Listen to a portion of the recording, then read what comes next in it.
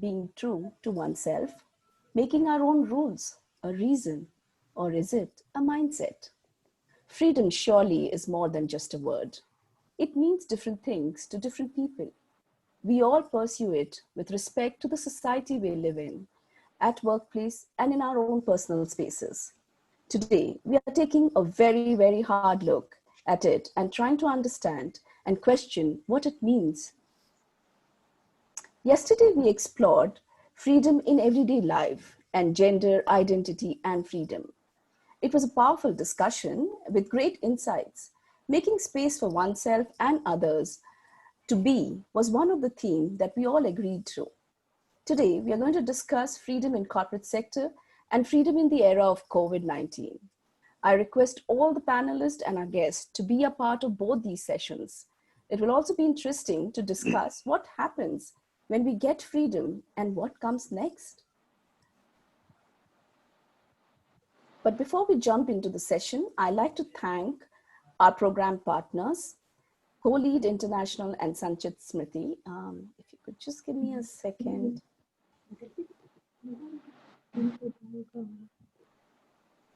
Vivek, I would like to present something. So, yeah, please. You're sharing your screen. If I could share mine. Oh, yeah, you can share. You can share. I was just getting ready. Yeah. Sure.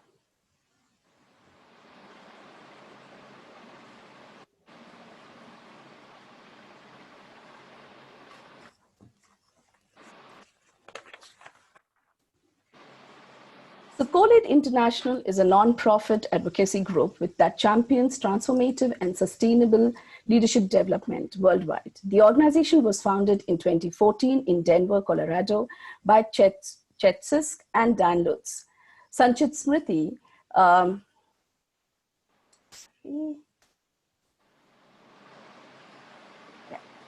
Sanchit Smriti Trust committed to the issues of human rights and equity.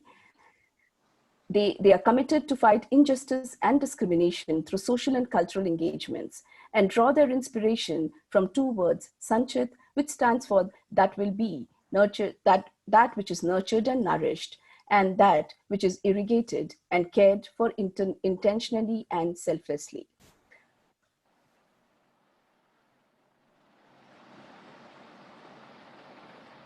But how can we start the session without the mention of the organizers, Vile Pale?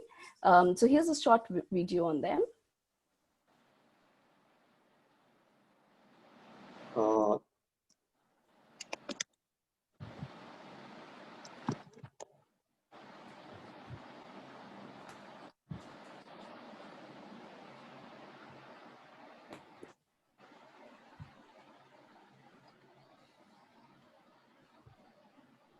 Thanks.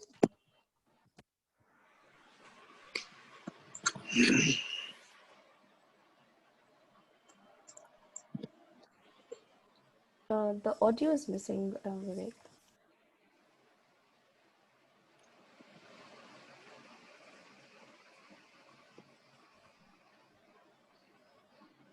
Audio is not coming?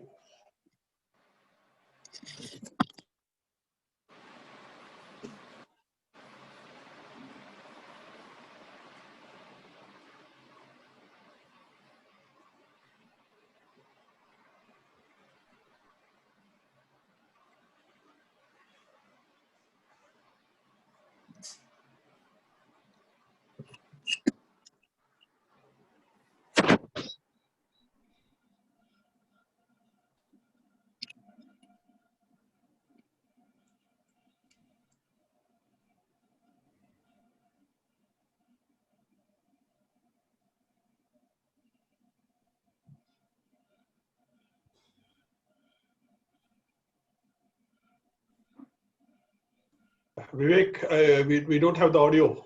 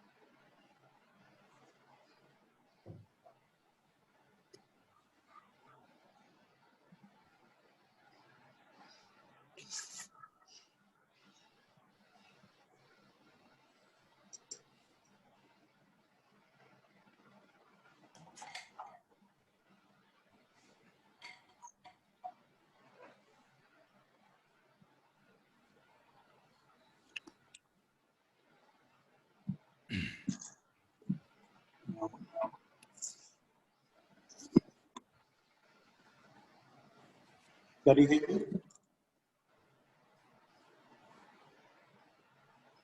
Yes, Vivek. So audio was not audible.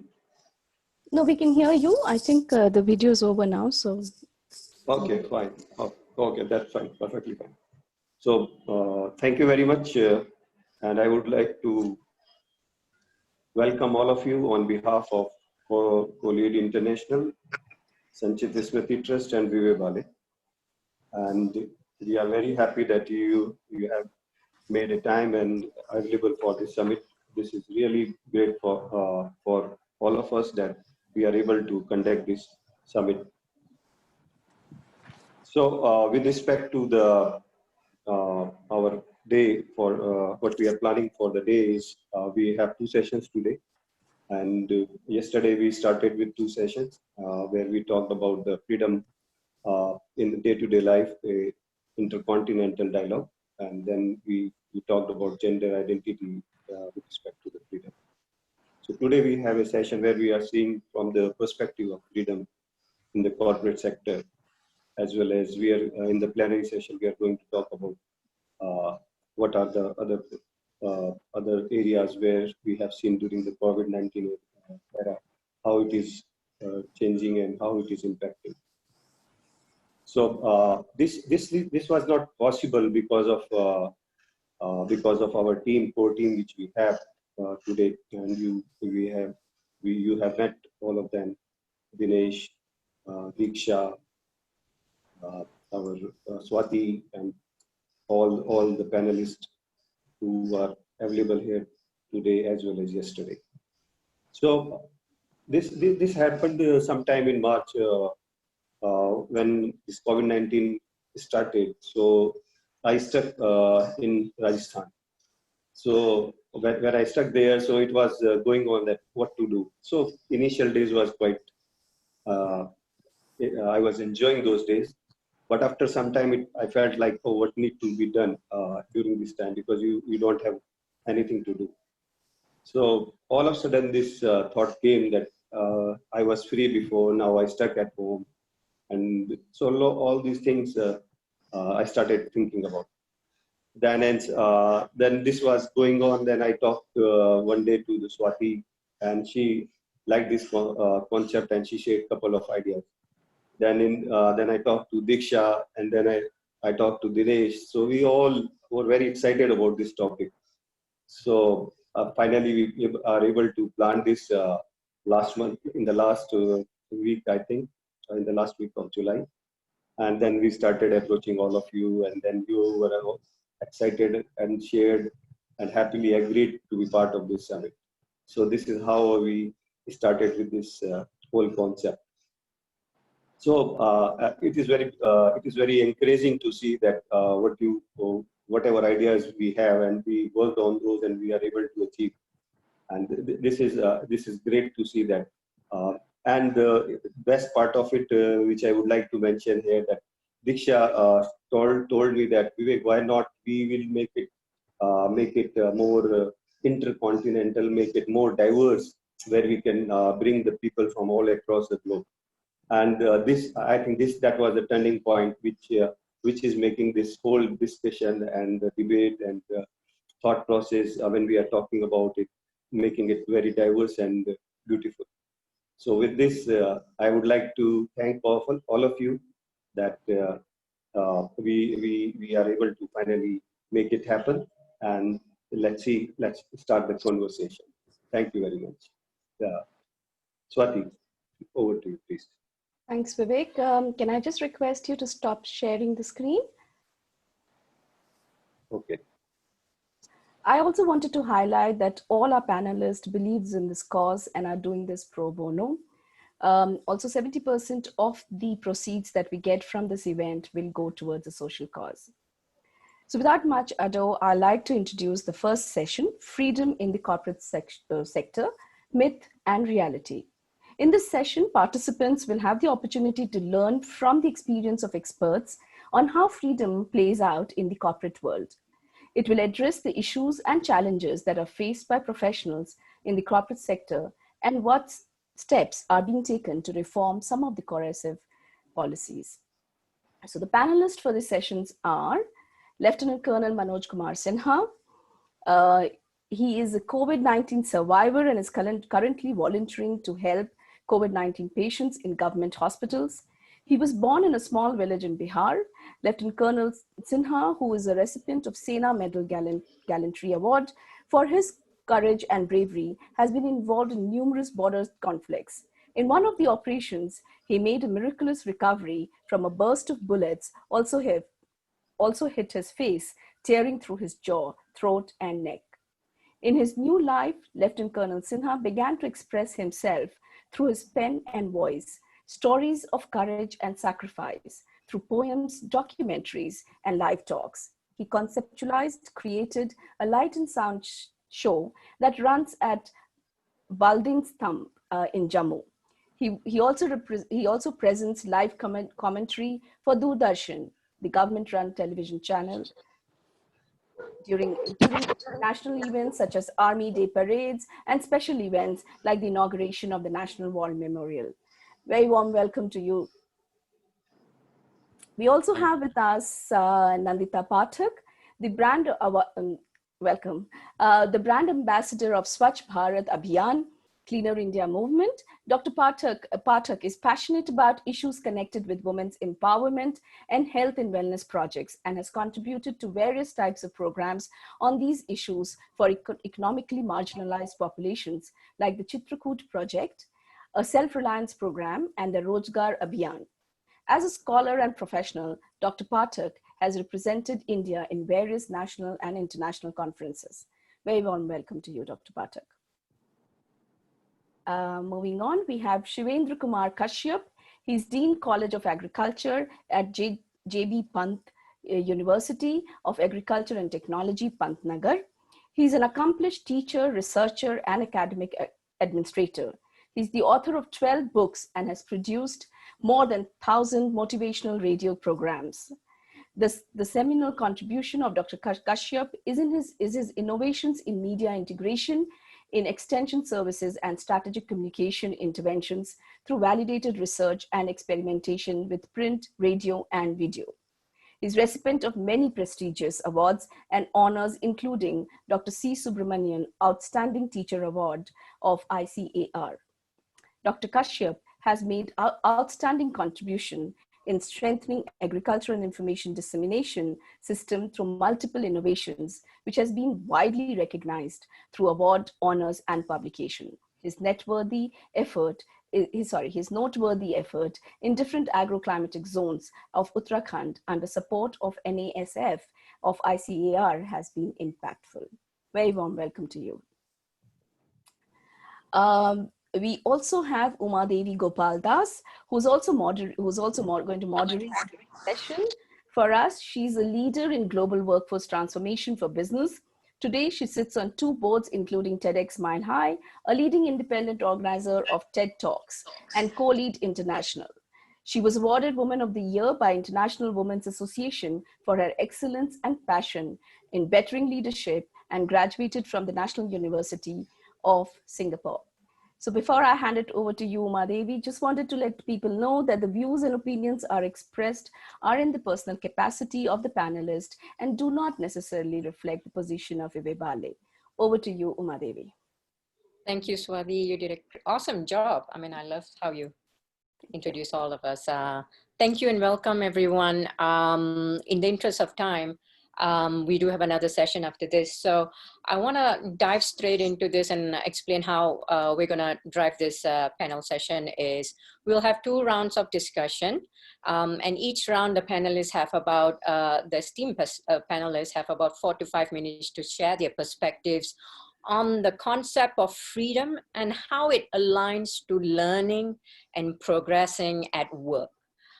What will help people navigate workplace systems, procedures, hierarchies, rule books, you name it, right? We got all sorts of playbooks, office politics. How can they navigate this and find their freedom to be successful in their vocation?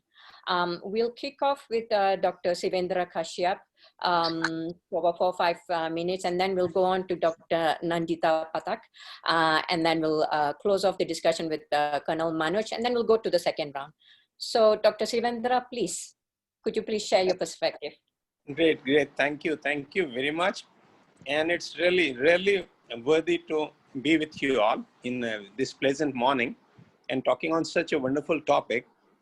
Actually, when I begin with one thing that comes into my mind and the perspective that I live being a teacher for last 2.5 decades, being with youngsters, those who graduate, postgraduate, and get ahead into corporates, and then aligning with young professionals from corporate also, those who get into corporate and then align with us for greater or deeper perspectives related to work life.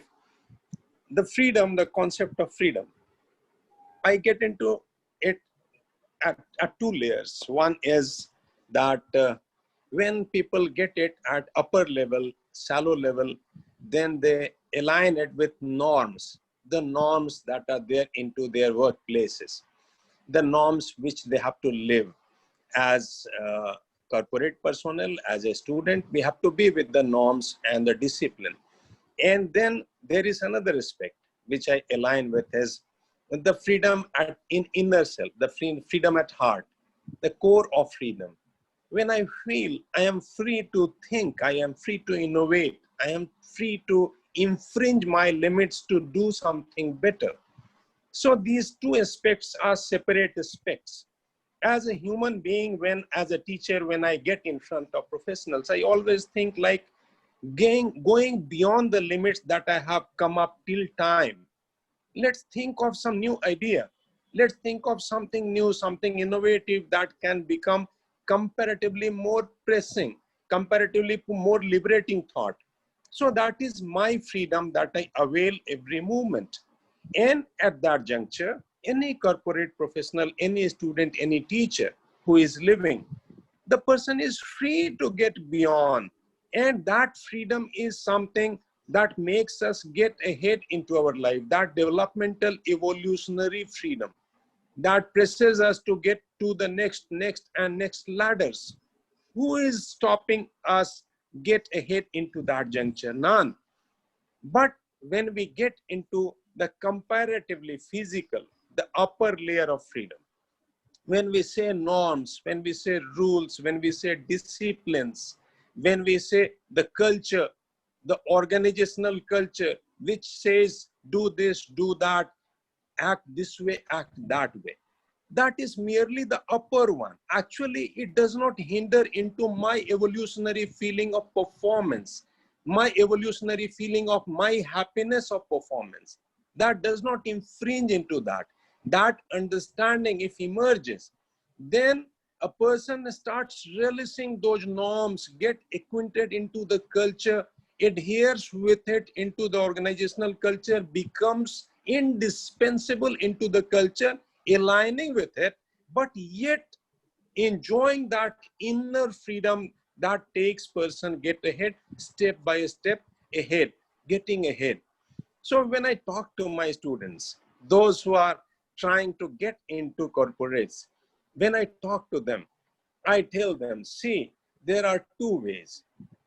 One is that either you get something which you love, or you start loving that which you get, so that you can feel free from within. You don't get into bondages, unnecessary bondages, which makes you feel strangulated, which makes you feel you are restricted, makes you feel probably it's not my place. It is because you didn't love that. So you have to generate perspective of loving that, and you have to get into that commonalities which make you feel free. This freedom is a concept of soul and mind. This mind and soul saturated, and when I feel I am free to think, I am free to act, I am free to get beyond, then I feel saturated and happy. This is what exactly initially I feel like. That's a great start off, kickoff to that question. A lot to take in, and I love how you said that you either love your job or you find a job you love, but you have to love what you're doing, or it eats into your soul. It's a mind and heart and head kind of situation. So let's move on to Dr. Nandita Pathak. Welcome, ma'am. Please share your perspective. Thank you, Umaji. Thank you, Vivekji, Swatiji. And we have a good day today. We are going to be listening a lot of things and going to be discuss about freedom and all things. So just I want to say one thing, because India is a country where in our Vedas they said that Ayam Nija Puruveti Kanana Labhutetasam Udara Jananam tu Vasudhaiva Kutumbakam.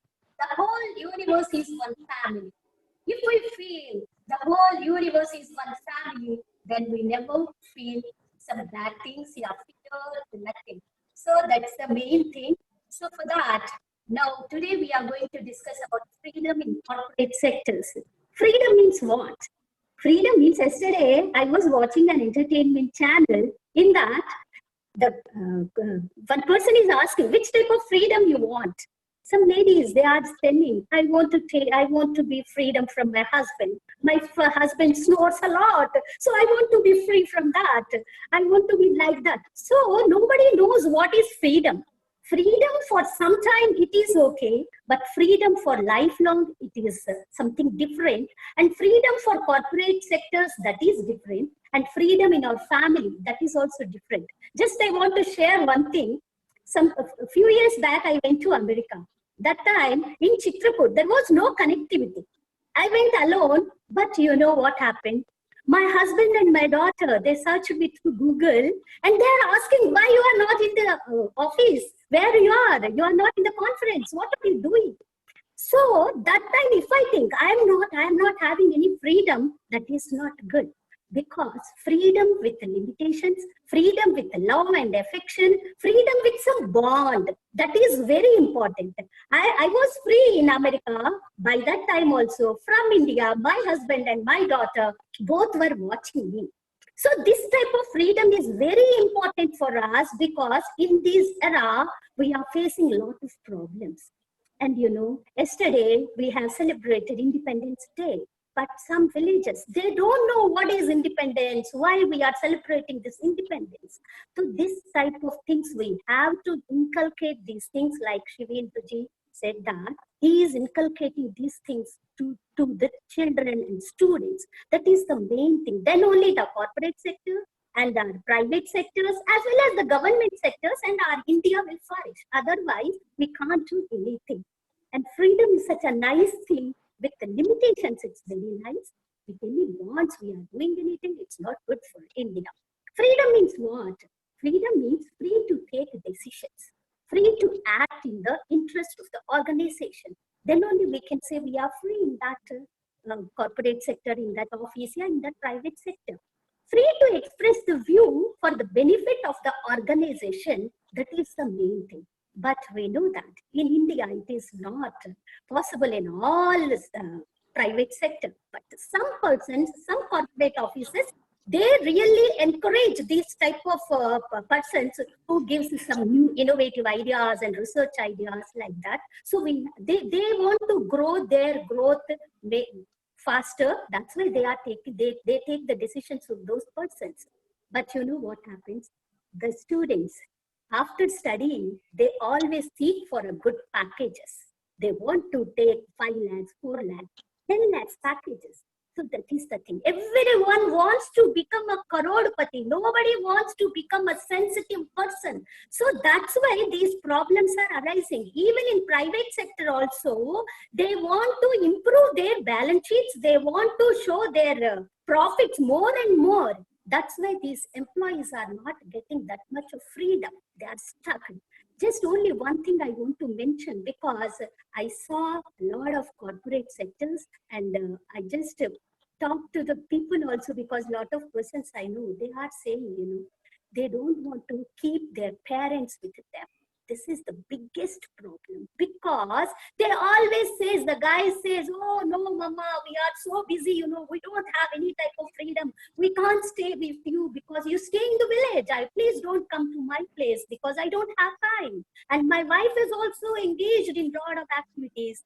So this freedom, these corporate sector, the employees are not getting freedom. That's why our family structure is breaking down. So the employees should get freedom.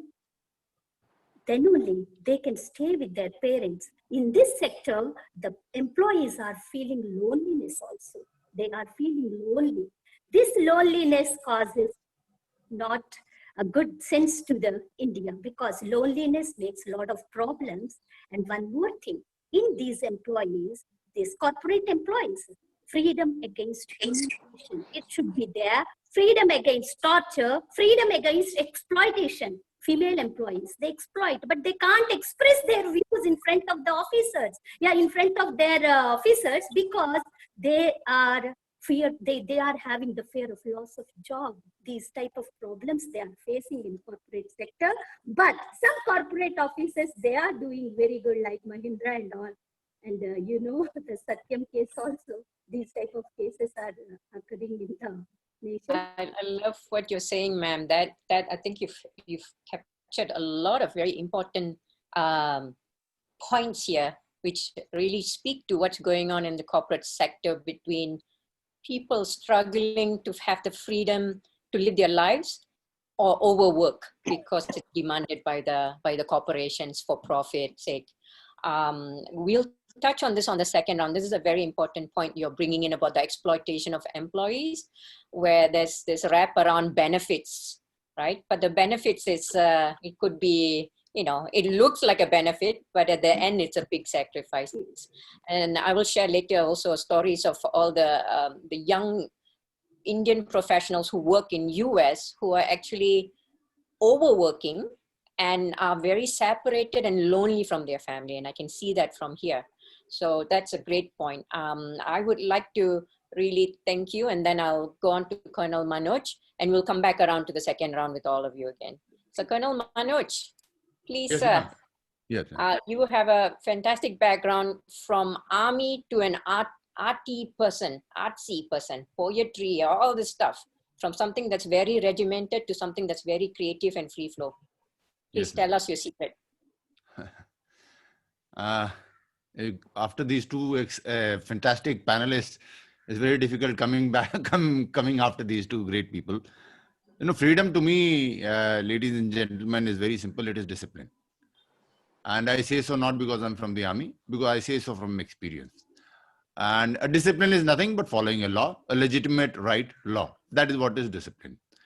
Now, I was wondering when this topic was given as to freedom, we got to speak about freedom.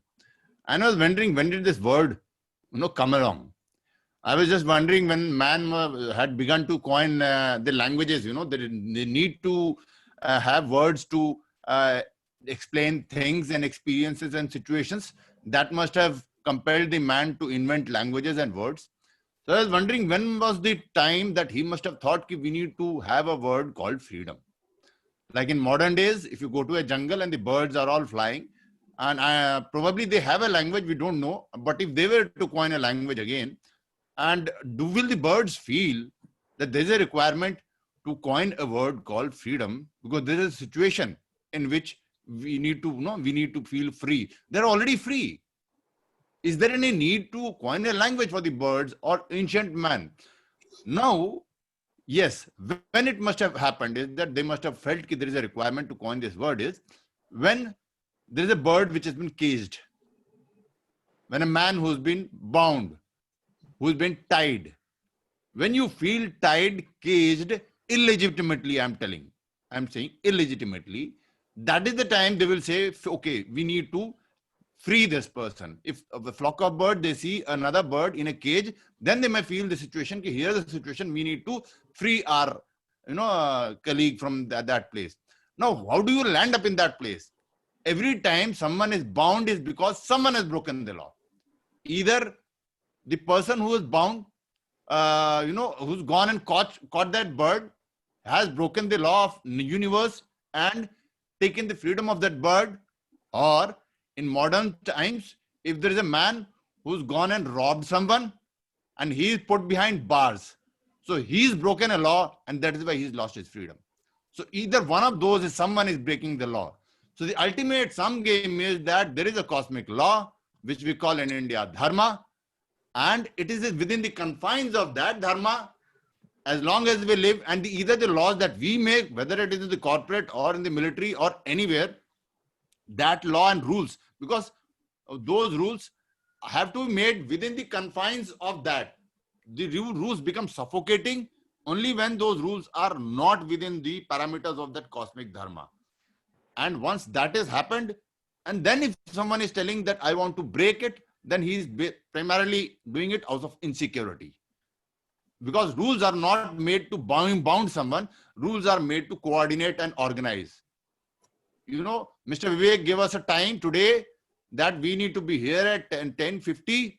It was not to bind me at 10:50. It was to coordinate. Otherwise, we wouldn't have had this program had someone be coming at 9, another been coming at 11, another coming at 1. So it was to coordinate and not to bind me at 11 o'clock is what I understand from it. And as long as the biggest freedom that the mankind today has to yearn to get out, the most hurting thing, which hurts people is the freedom of the voice of your conscience. Once you go wrong, then your conscience starts pricking you. It starts telling you, you are wrong. And with your conscience, it's only a one-way communication. It can speak to you. It will speak to you, however feeble, but it is unmistakable. It will speak to you and you cannot answer it back. And because you cannot answer it back, you go and shout on the another person and tell him that I want freedom from you. But basically it is not that. You are trying to free yourself from your own conscience, which is telling that you're going wrong. And you're taking the frustration out on someone else. That is what is, I feel, is the basic essence of freedom. And today there's a lot of stress. How much time am I left? 1 minute. Today there's a lot of stress. Freedom of expression. I also don't agree on that. Freedom of opinion and expression is not. There is a limit to it. Whenever we should have the freedom of opinion and expression when we don't know the truth. So we don't know the truth. So you will have an opinion and I'll have an opinion. We need to consider both of them. But when the truth is surfaced and whatever it is, if it is your truth, then I need to simply shut up. And if it is my truth, then you need to shut up. In the West, in the India, everybody knew that the earth moves around the sun, but the West was confused. So that's okay. As long as they did not know, both the opinions had to be entertained. But once it was proved that the earth moves around the sun and earth is round, then all those guys who were telling earlier that the sun moves around the earth simply need to shut up. Now you don't have a right to have an opinion, yaar. The truth is surfaced. So even today we may have 100 opinions, but I've got no doubt amongst those 100 opinions or beyond those 100, there is only one truth and only one truth. And we need to stick to that. We need to stick to the law of nature, law of dharma. And that's it. Freedom is discipline. Come back to that. Thank you very much. Wow. Very nicely said, sir. I mean, you're full of passion. And the fact that people don't understand, like what you said, is when you bind your own self to your own guilt, to your own problems, you're mentally trapping yourself, and you feel like you shouldn't be doing something, but you go ahead and do it anyway. Maybe you write a nasty email, you reply back to someone really angry in the corporate world, and then all this back and forth. And you go back home and you fall asleep, but you can't sleep, and all of this. Who are you hurting, right? That's absolutely the law of the universe. The law of your own moral values and all of that really plays a part. So let's bring this back to the second round. And in the second round, I will go from Colonel back to you, to Nandita ma'am, and to Sivendra Kashyap, Dr. Sivendra Kashyap and Dr. Naveen. So we'll go from back to front. I want to bring this to the youth again, because what's happening right now globally is all the Silicon Valley companies, Facebook, Amazon, and all these tech companies, cloud companies, are throwing, like Dr. Pathak has mentioned, are throwing all these benefits of freedom. Oh, you can take vacation anytime. Oh, you can go wherever anytime. But then you have this big campus where they work, free laundry, free lunch, free everything, free. And I visited Facebook campus. It's big, beautiful. Nobody leaves. They work there, they sleep on the couch, they go play the video games, and they stay there. And I'm thinking, what kind of work-life balance is this? And they're all very happy about the package. Oh, we are so free to do anything, but they're overworking and they just don't know the mental trap. what is your advice to youngsters today when they're finding work? They have to prove themselves, right? But at the same time, how can they not lose themselves, right? That's the freedom trap. So could Yes. you please provide your experience on that and your advice on that? Yeah. When I speak to the youngsters, and the youngsters are full of this josh and topic about freedom, that we are free. And then I tell them, okay, please don't mind. It may not be applicable to all of you, but let me tell you, the generation today is the most enslaved generation that mankind has ever seen. And they are amazed, like, oh, no, we are talking about freedom. How can we be the most enslaved one? You just now see what will you do after the talk is over. The first thing is you're going to check your mobile, right? You're doing it because someone who manufactured and imagined the mobile wanted you to do so. The social media apps that you saw, you start checking, you do it because someone there, the owner of the Facebook and the WhatsApp and the Twitter, when they designed it, they had designed it to enslave you, and you are their slave.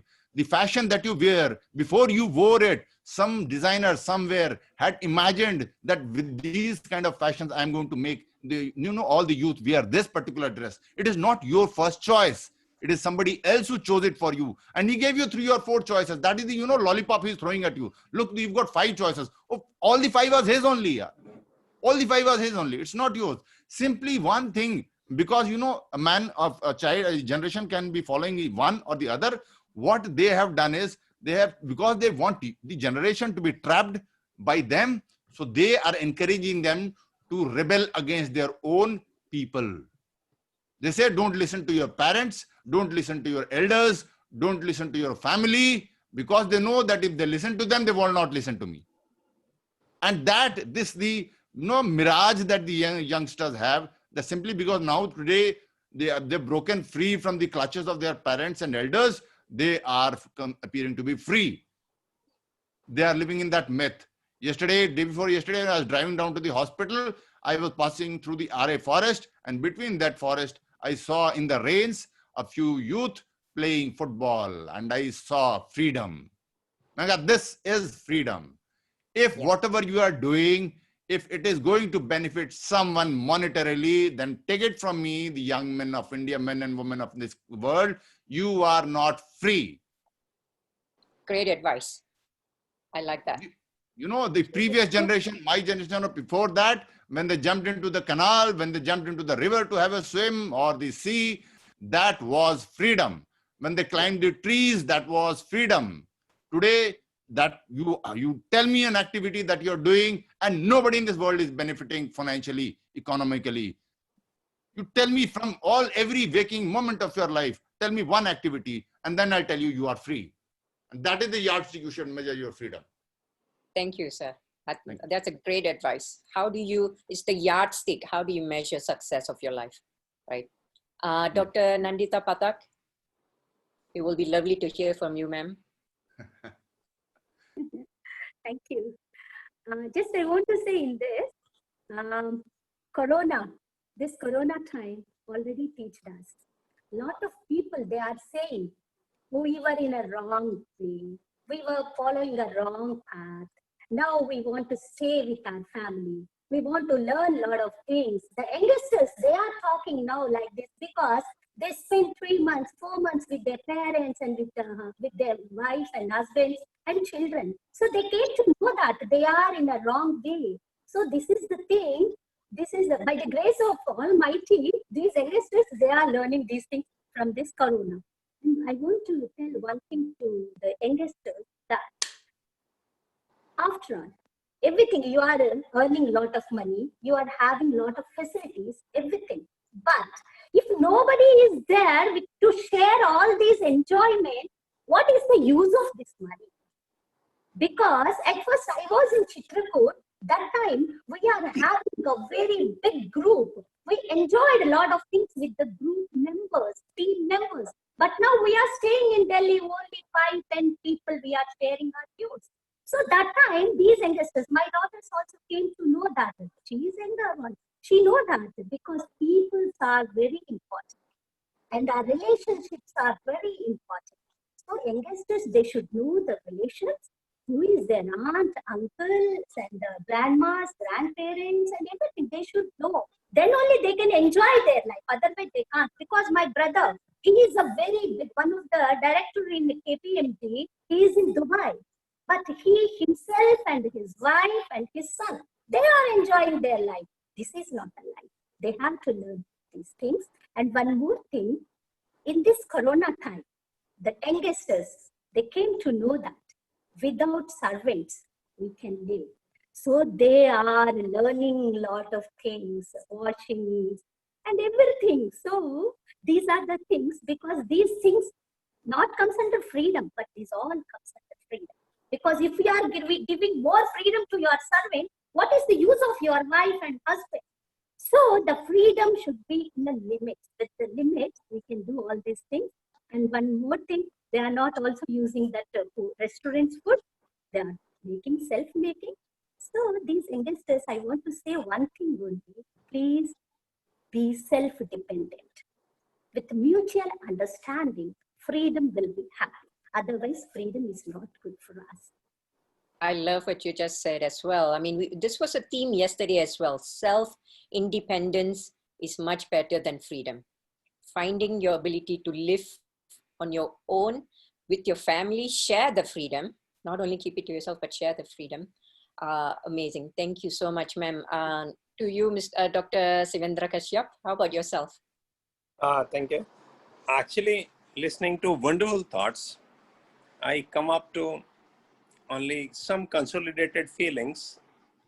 One thing that I want to share over here is, I got a call many years back from one of my students who was very close to me. He was like my very close friend, and he joined one group, and then he started working over there and turned into some other bigger group. And at one point of time in night, he calls me back and he says, I'm not feeling good about it. I asked, what is the problem? He said, I'm not free. I'm not feeling that whatsoever I'm doing, I'm happy about it. And I just want to get rid of it. And I asked, what will you be doing then? What will you be doing? What is the next option? He said, I don't know about it, but whatsoever is happening, 9 to 5 duties and the foundations and the workload and the targets and the strangulations, I'm not happy about it. I'm not convinced. Probably I'm not on this planet Earth for this thing. So I just want to get rid of it. I'm just trying to consolidate that feeling. And then what I said to him was, see what is happening. That workload is no problem for you. That workload is no problem. Problem is that there is a music buried into your heart, and that music is not getting space. So probably you are missing that music, though the strings are missing. That's why you are getting strangulated. Get a space for that also. Because you are not on this planet Earth just to earn your livelihood. It cannot be. Life cannot be so cheap that I am investing complete life just to earn 2 bread and 2 butter. It cannot be like that. Birds, those who get for their feed, ultimately chirp, spread their wings, fly high in the sky. They get up and they enjoy their life. If you're not enjoying it, so you also get connect with that music. Otherwise, you will feel the freedom is strangulated. Because as a human being over here, you have not mere motive of earning 2 times bread. It cannot be the motive of this precious life at all. It cannot be. And he felt overwhelmed and he said, then what to do, sir? You tell what to do. And I told, you get your way. Over here, I cannot do a hand holding ahead now. Ahead you have to get, how will you be convinced and how will you convince your soul?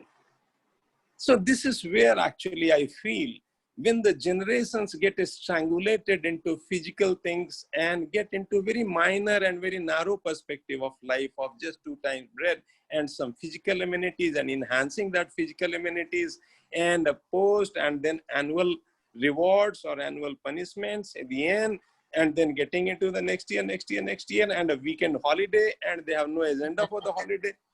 Actually, they get strangulated. They feel they are losing their freedom because life cannot be so shallow to restrict yourself up to this.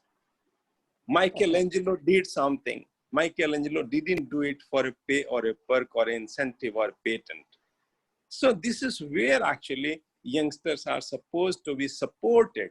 The young entrepreneurs and young people, those who are coming to corporate, are supposed to be supported so that they feel free. They feel that the life has a bigger purpose, and that purpose has also to be sufficient and convinced along with the livelihood concerns. That is, of course, the truth of the life. This is So what I feel. yeah, all three of you are saying there's a real pattern there. Is first, do what is right, do what your soul is telling you is right, love what you're doing, love yourself in the first place as well. Don't forget your family. Dr. Pathak said that very nicely too. I mean, you have to go back to your lineage and your roots and your parents. There's a huge education that is needed for the younger generation. I think we missed out on that. I'm a Generation X. I learned on my own. But the generation that's coming now is learning from the phone, the social media and everything. They're not learning what is really true freedom. And that's the danger I see. Now we have about 9 minutes left before the next session starts. I want to check if there's any questions, Swati, as the audience said anything that they want to ask the panelists, the esteemed panelists. They are amazing people. This is when they should ask questions. Anybody wants to ask questions? This is the open discussion round. If not, I can continue asking the three panelists more questions. Actually, this is Deeksha, Go ahead, and Deeksha.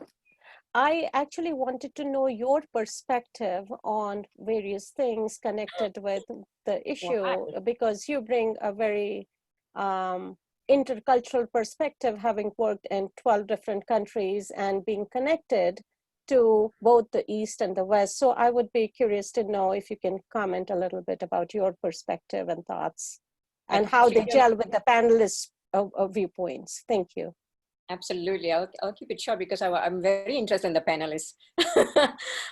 Well, the corporate world for me, when I started, I was, to Dr. Sivendra's point, I was chasing money. I was chasing career, right? And I completely forgot about family, children, all of that because I wanted financial freedom.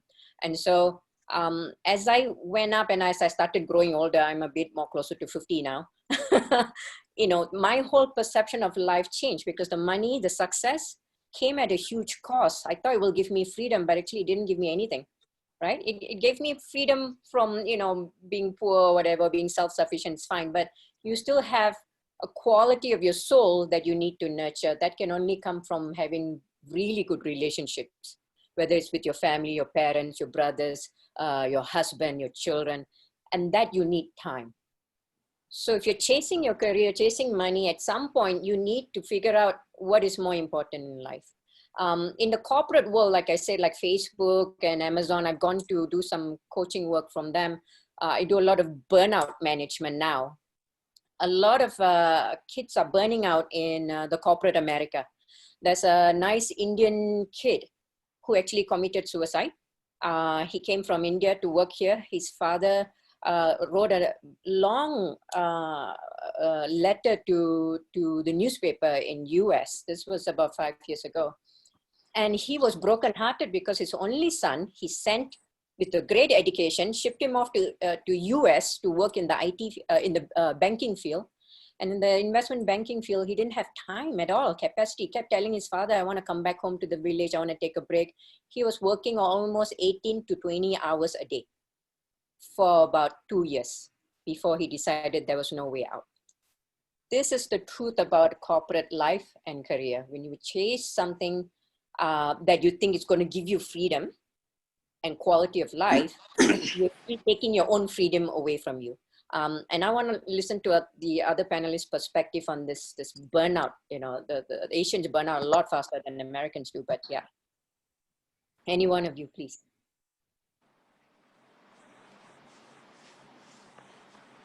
You know, Please, Manoj, please. yeah. You know, I don't know anything about much about corporate, how it functions. But then I guess if the aim is to make money, ultimately, ghum fir aake, if that is the only one word that everybody is focusing on, then we are again missing something. I always feel that to every question that ever existed in this universe or exists today, even anywhere, India at some point of time in its history or today always had an answer or does have an answer. So as far as money is concerned, there was a 2-word mantra which we read it in, written very open on calendars, and that was Shubh Labh. So we've forgotten that Shubh part. We're only running behind Labh. I'll urge everybody in the corporate sector, please go back, incorporate that Shubh part also. Moment you incorporate the Shubh also along with Labh, and in letter and spirit, you see everything will start falling in place. Then you will know what is right, what is wrong. How do you make money? Is this the right way to make money? Is that the wrong way to money? That is all my only request. Let us all come back to Shubh Labh. Wonderful, Manojji, wonderful. I want to add one perspective into what Manojji said was just coming into my mind, that even Upanishads say a phrase is there which has been quoted by many of the saints. It is Tena Tyaktena Bhunjitham. This Tena Tyaktena Bhunjitham means, it is from Isavasya Upanishad. It says consumption with sacrifice. This consumption with sacrifice is the soul of everything. Ultimately, you want to consume. You want to become comparatively wealthier. You want to conserve. But the tint of sacrifice is the essence. This is where actually family survives. The Mother Earth survives. The environment survives. Everything survives when we have this tint of sacrifice, not conserving. So the happiness lies into that point of sacrifice. A mother sacrifices, father sacrifices, industry sacrifices, a rich man sacrifices. We make a sacrifice, though we consume, is the essence of happiness. I love that, because right now the problem in corporate America, I can see in some parts of Singapore, a lot of Singapore is we're chasing the greed, profit. It should be triple bottom line, which is people, planet, and then the profit comes last. It automatically will come if you do the right thing, which is you do right by society, community, the planet, the climate and all that. So I love what you guys said. Dr. Nandita Pathak, please add your wisdom. Just I want to say, freedom with emotion, freedom Nice. with sensitivity, freedom with love and affection, I love freedom it. with the friendly atmosphere. These are the things we need of the hour, I think. Beautiful. We have 3 more minutes. Anybody else have any question about freedom in any vocation, right? Forget about corporate world. Corporate world is there. But even if I'm a janitor or or if I'm a taxi driver and all that, there's always a sacrifice, like Dr. Subhendra said. There's a sacrifice that we all have to do. And I really love what all 3 of them brought to the table. If there is any other question, if not, I can summarize the event, the points that all the 3 panelists brought up nicely. Do we have any other question? This is Diksha again, and I just wanted to bring up, I come from social sciences, hardcore social sciences, where community work and, that is central to my work.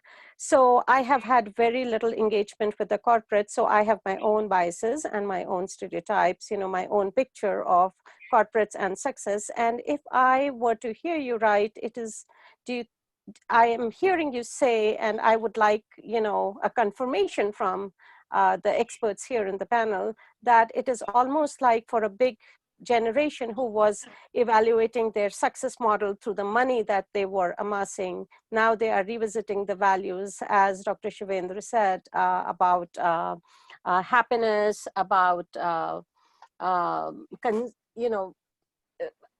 basically happiness and connectivity with their with people. And so I wanted to ask the panelists, are the parameters of success in corporate world are being redefined, and if so, then how, if anyone? Thank you. It's really wonderful what she says, and because the time is going at the end. So just in a minute, I just suffice her thoughts. It's a wonderful thought that she came up from sociological point of view. And into sociological point of view, we get into integrated theories where we say a man, ultimately a man, and then a family, then a society, and there is a connect. It cannot be disconnected. A man wealthy, but the family cannot be poor, and a family who is suffering, man cannot be happy. So man, then family, then society, the universe, the mother planet, there is a connect, and there is a natural connect between all these. So a human being cannot live an isolated life just to think about their own wealth amassing. This is where actually the broader perspective, the sociological point of view is very, very important in any of those models which talks in terms of profit making. Any profit making model cannot survive until unless we get into deeper sociological value systems, which is supposed to be integrated into it, without which it cannot survive, it cannot thrive, it cannot run for long. No model can work without this sociological sensitivity. This is what is the essence of happiness that will appear in the days when people will starve starve out of human values. They will come back to it one day. When they will come back to it, then they will realize the missing links. This is what I want to add into it. It was really wonderful when you added it. Thank you. That's a great, yeah, I love that too. We are 1 minute past 12:30. So Dr. Nandita, Colonel, do you have anything to add? You know, the biggest freedom that one should strive to get is freedom from your own fear, and you should strive to get it the legitimate way. When pandemic happened, everybody was locked down. I also lost my freedom, but after living in it for a week or so, I wanted to break out of that, and I wrote to the government of Maharashtra. I am a volunteer and ex-army. I am volunteer to serve. So I got a permission, and I was out in this lockdown. When, in fact, in this lockdown, I moved more than I moved in my past 2 years post-retirement. And I was there. Yes, the fear was there when I entered that hospital, but I had to face the fear, look straight into the fear, eyes of this fear, walk into it, get used to it, get accustomed to it. And even if it hits you back, I got positive, that was fine, but I could face my fear, experience that disease and come out of it. So my outlook today towards the disease is different because I could get into it, face into it, and with God's grace, survive it and come back. So that is very important. You must face fear.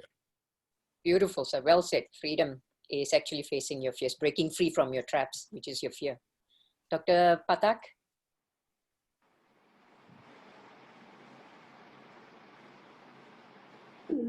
Yeah, I enjoyed the discussions. Thank you, Kashyap ji and Sinha ji, Uma ji. Thank you. No problem, ma'am. Thank you so much, all panelists. I thank the audience. I thank Vivek, Diksha, and I hand it back to the organizers. Vivek?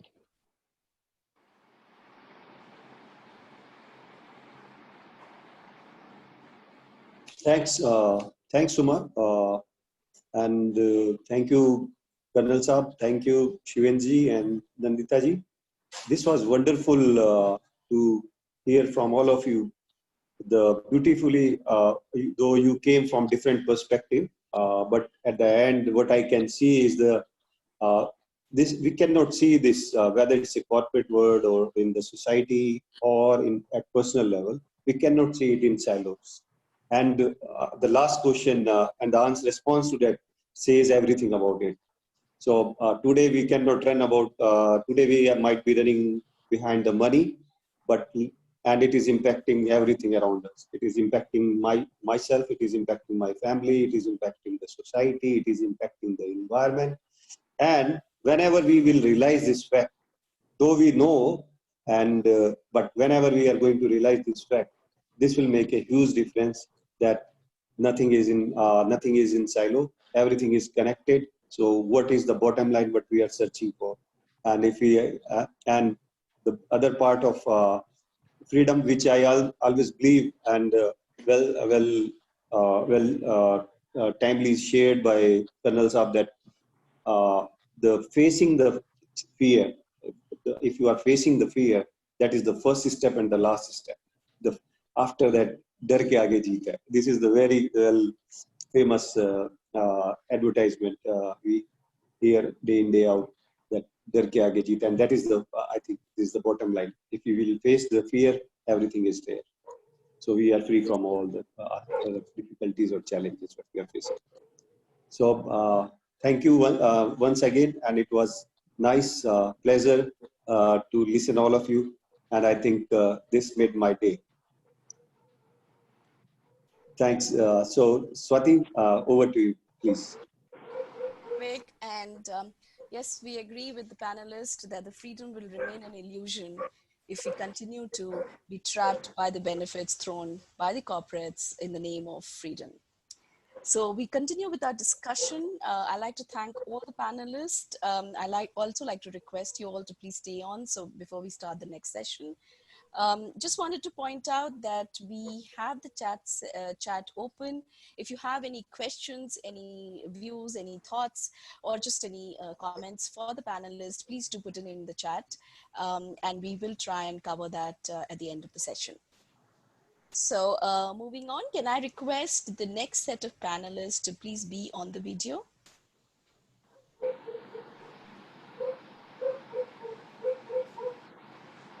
Yeah. And can I request everybody else to please be on mute?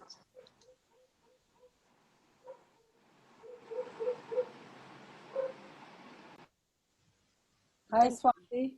Hi. So our next session is freedom in the era of COVID-19. COVID-19 is often viewed as a time full of restrictions and infringement on personal freedom. However, we look at freedom from a psychological viewpoint. COVID-19 had also been a period of introspection, reflection, and creativity in which people of all ages are striving to interpret, redefine, and realize their personal community space in creative ways. In this panel, participants will discuss and share some of their experiences and unique ways in which individuals and community organizations are engaged in creating a healthier, harmonious, and more just the world founded on the principles of freedom and equality. We have with us on the panel Chet Sisk. He's a futurist, inspirational speaker, author, and founder of Universal Basic Resources. He's a transformation management consultant specializing in helping organizations and individuals thrive and succeed in a time of massive change. Welcome, Chet. Thank you. We also have with us Mehru Jaffer. She's an author and journalist who was born and brought up in Lucknow in India. For 30 years, Mehru lived in Europe before returning to make a home all over again in Lucknow in 2012. Mehru has reported for the BBC Hindi service and for a wide range of Indian media from different parts of the world, including Jakarta, Indonesia. Mehru created a 50-minute video documentary on the European fans of Bollywood heartthrob Shah Rukh Khan and runs a 5-minute series on Let's Talk Lucknow on YouTube. The video introduces different aspects of Lucknow that make the city so unique. We also have with us Diksha Nagar. She's the co-organizer of the summit, is an ethnographer, I'm sorry, I hope I got that right, and a folklorist with extensive experience in the field of community education and multiculturalism. Diksha has served as the curator of education at the Mathers Museum of World Cultures at Indiana University and taught anthropology at University of Northern Colorado. Currently, Diksha is the director of Sanchit Smriti. She's also been actively working with the immigrant and refugee community in the Denver area and is serving as a board member of Co-Lead International, a non-profit organization devoted to sustainable leadership. Welcome, Diksha. We have with us the organizer of this program, Vivek. Vivek is also the CEO of Vivebele Corporation, is a specialist in human resource management and a member of Indian Society of Applied Behavioral Science and an associate practitioner of neuro-linguistic programming. Vivek is also personally trained by Erickson Coaching and has closely worked with various NLP, self-healing, and behavioral experts to develop new tools and techniques. Vivek's motto and consistent focus in life is to keep learning and keep giving back to the society. Vivek works with students, professionals, entrepreneurs, and executives who are trying to achieve a balance between their inner self and a constant demand and challenging they encounter in everyday life. Vivek has been dedicated to extending coaching for the holistic development of individuals, communities, and corporates, including C-suite executives. And the moderator for this session is HS Dinesh. He has been working as a freelance consultant since 2017. Dinesh is a specialist in organizational development and enabling business results through solutions to organizational challenges of leadership development, cultural transformation, productivity improvement, and organizational effectiveness. Dinesh has over 3 decades of experience in the IT industry in a global multicultural matrix environment. Over to you, Dinesh. Thank you, Swati, for that wonderful introduction. I hope I'm audible. Yes, yes. Yes. Okay, good, great, thank you. So a warm welcome to my panelists for this discussion. Shet, Diksha, Mehru, Vivek, indeed a privilege, and of course to all our participants. As Swati mentioned, request anybody to just keep on posting their comments and questions in the chat so that we can continue to stay engaged during this discussion. So what happens when an ethnographer, a futurist, an author, journalist, and a holistic coach come together to explore a topic like freedom in the COVID era? We'll just co-create some conversations here, and I hope you'll all find it meaningful.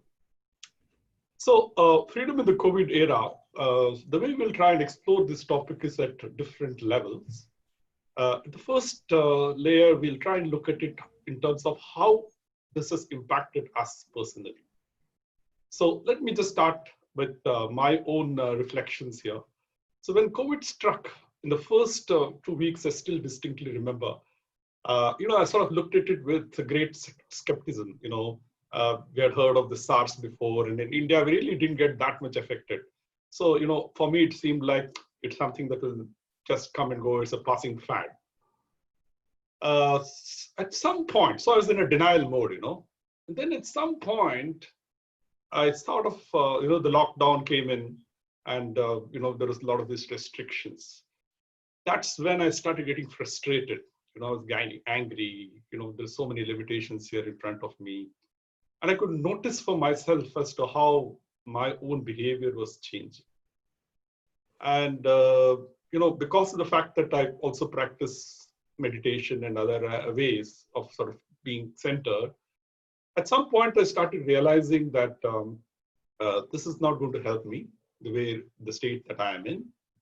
And so then I started to try and look within myself to see, okay, it is said that, crisis actually is an opportunity. So don't waste a crisis like this. So that's when I think things started opening up for me. I started to really reach out to people to find out as to how they're doing. So I sort of broke the shell that I had created within myself. And I think I got a lot of opportunities then to connect with organizations and do the work that I really love doing. So even though I must say that even now, there are times that I get a little irritated and frustrated, but thankfully now I'm much more empowered than what I was before. So that's how I have sort of experienced my own, inner world in this pretty challenging time.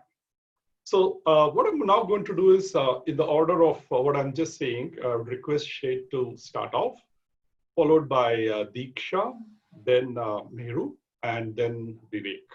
So request each of you to share what has been your inner journey. Right? Over to you, Shet.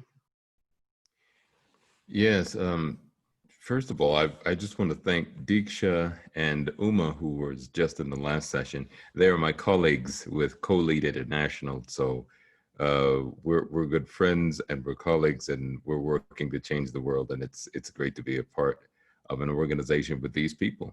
So with people that you actually like, it means everything. My experience with COVID is that I actually contracted COVID-19 in the first week in March. It was a surprise to me because I never get sick. I mean, the last time I actually was sick was back in 1989. And so I was stunned. My wife looked at me and thought maybe it was just the flu because we were just getting the information about it. I had one of those nights where I could not breathe, and then we were getting more information, and the information was so fast and loose, no one really knew what was happening. I couldn't even get into my doctor's office for 5 days. So they were basically saying, you're on your own. And of course, the high profile conversation around the world is that the United States has horribly mismanaged this disease, and it has a lot to do with our commander in chief. I'll save my political statements for some other time, but it's just anytime you mismanage something this mysterious, you're going to have some bad circumstances. But there were 5 things that came out of that experience for me. After 2 weeks, it lifted, but there were still some after effects, lethargy and such, and it went on for a while. But there were 5 things that really came to my mind during that particular period of time. Afterwards, primarily, because during it, all you're thinking about is, will I live? Will I live? But after that, 5 things. One is that everybody started using the whole aspect of, Zoom and conference calls. And it wasn't just restricted to my colleagues in work. It also became the favorite tool, still is now, of my family, my siblings, all of the people around me. And funny, out of all of that, we actually all got closer. So, people talk about how the time really took away, but I would submit that it actually was a vehicle to bring people together. And I'll stop with that as probably the main vehicle. We could talk about some of the other things I learned during that time, but I'm interested in hear what everybody else kind of got out of it. But definitely, I tend to look at the technology as a toaster, that it's neither bad nor good. It is what we do with it, right? It's either you can make toast for your sweetie at breakfast in the morning, and they're thankful, or you can toss that toaster in their bathtub and electrocute them. But the toaster didn't make the decision. You made the decision. So the COVID to me is that opportunity, as is the technology. What we do with it going forward will determine how others will write about it into the future. Thank you, Sheikh. So that's really amazing. Technology is a toaster. I'll never forget that statement. So maybe we can morph it as COVID is another toaster. Yes. Great. Thank you, Sheikh. Yes. So may I request Deeksha to share her thoughts? Thank you so much for making me part of this panel. One of the things I want to kind of bring it up, fall back on what Chet said. My teenager son pointed out that I don't know why they call it social distancing. They should just call it physical distancing, because socially, look at all of us. We are talking more, we are connecting with our neighbors more, and everybody is on the Zoom and everybody is checking on everyone else. And I thought that was a very perceptive point for a young teenager. So I take it from that. And falling back on what Dr. Kashyap said, the personal issues are really very tied up with the professional when it comes to COVID. And it is also a great time globally for introspection and reflection. I split my time between India and the United States. So I have immediate family in both parts of the world.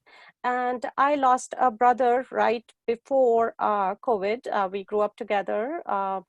And I was actually headed to India, and 2 days before the lockdown, I just decided to, something happened and I decided to wait, and I postponed.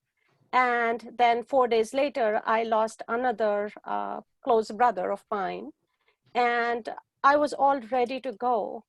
And COVID had already started in the US, and I kept on checking with my family, how's everyone? How's everyone? And are you taking precautions?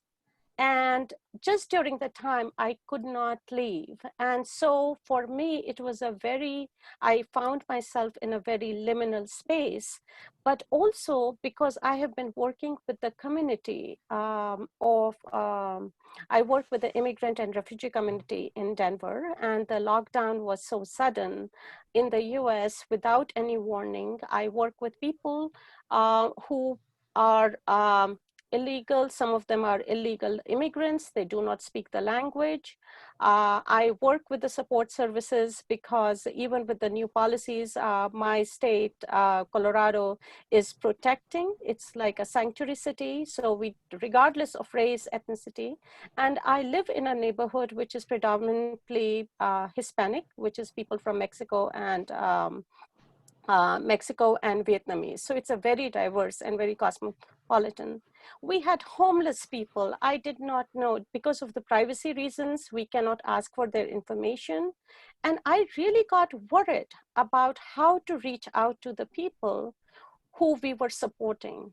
We did not know who had the phone. If they had the phone, then did they have any money on it? Who was getting the food?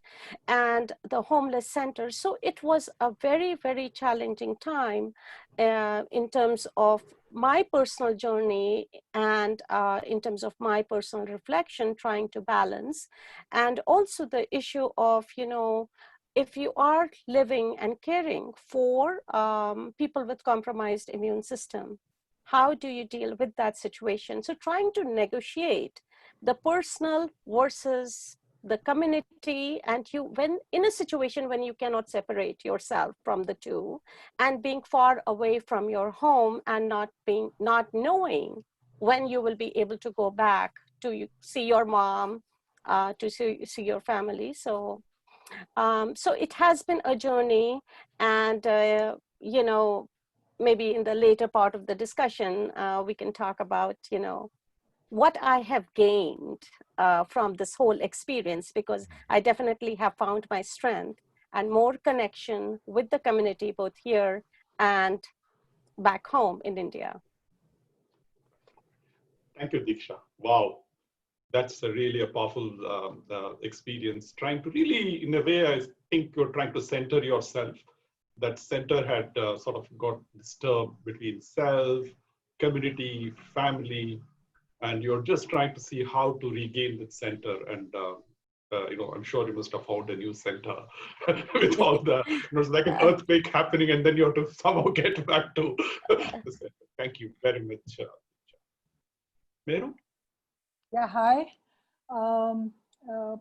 Personally, thank you so much for having me here. Personally, I would like to say I am as fine as I can be, trying to take care of myself, so that every time there's a itch in the throat, it's like an alarm.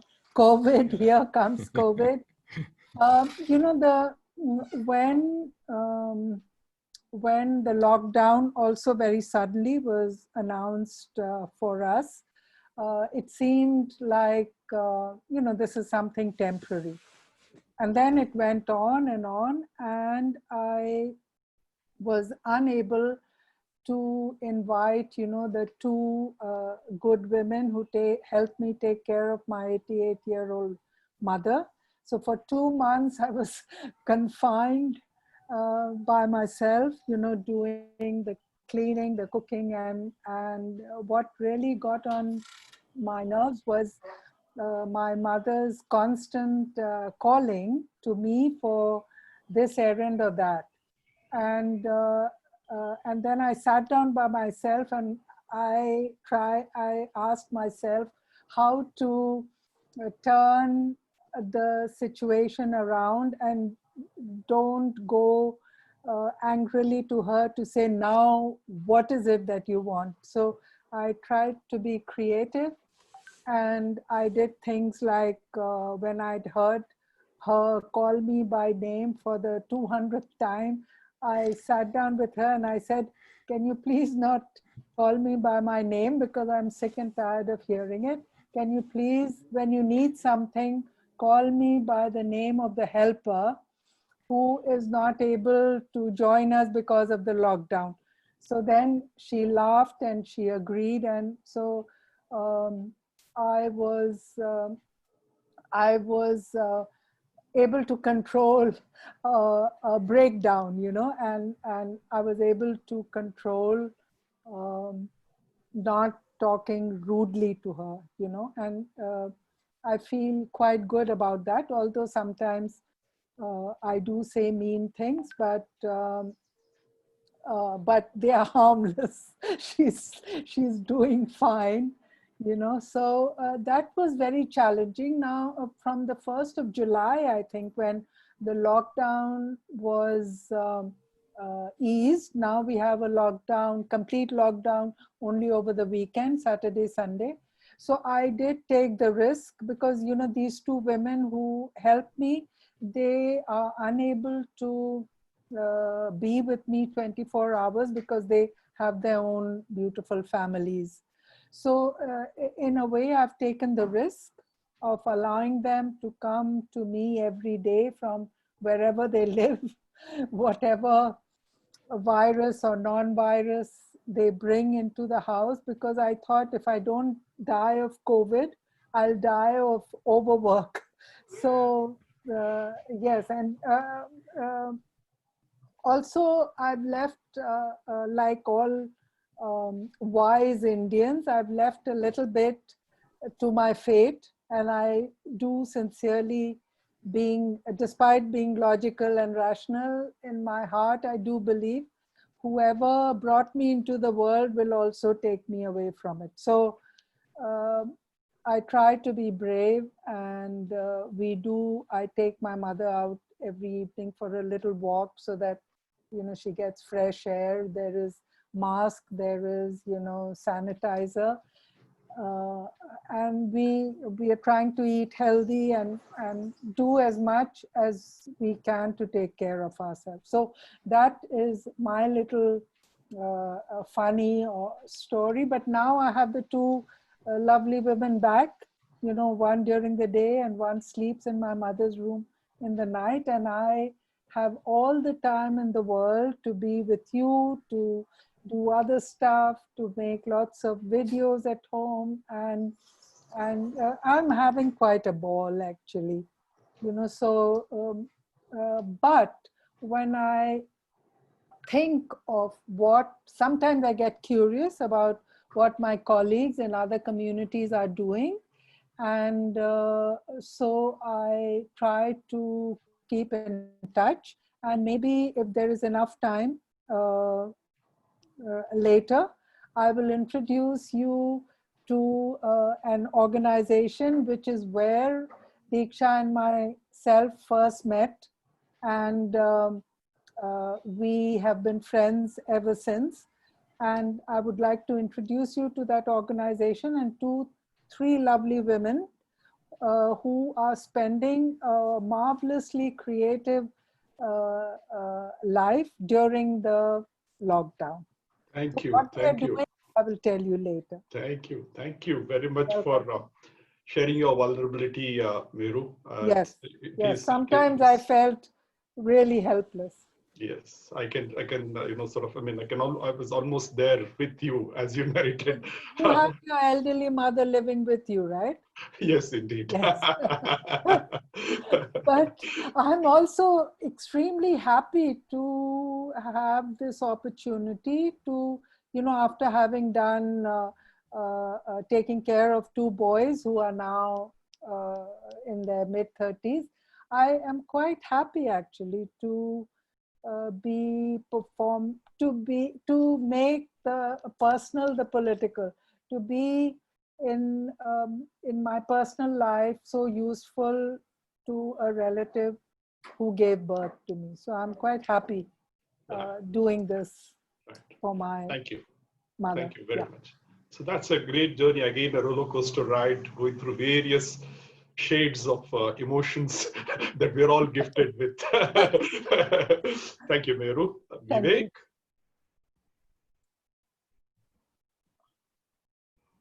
Yes. Yes, sir. It was wonderful hearing from Diksha, Chet, and Mehru.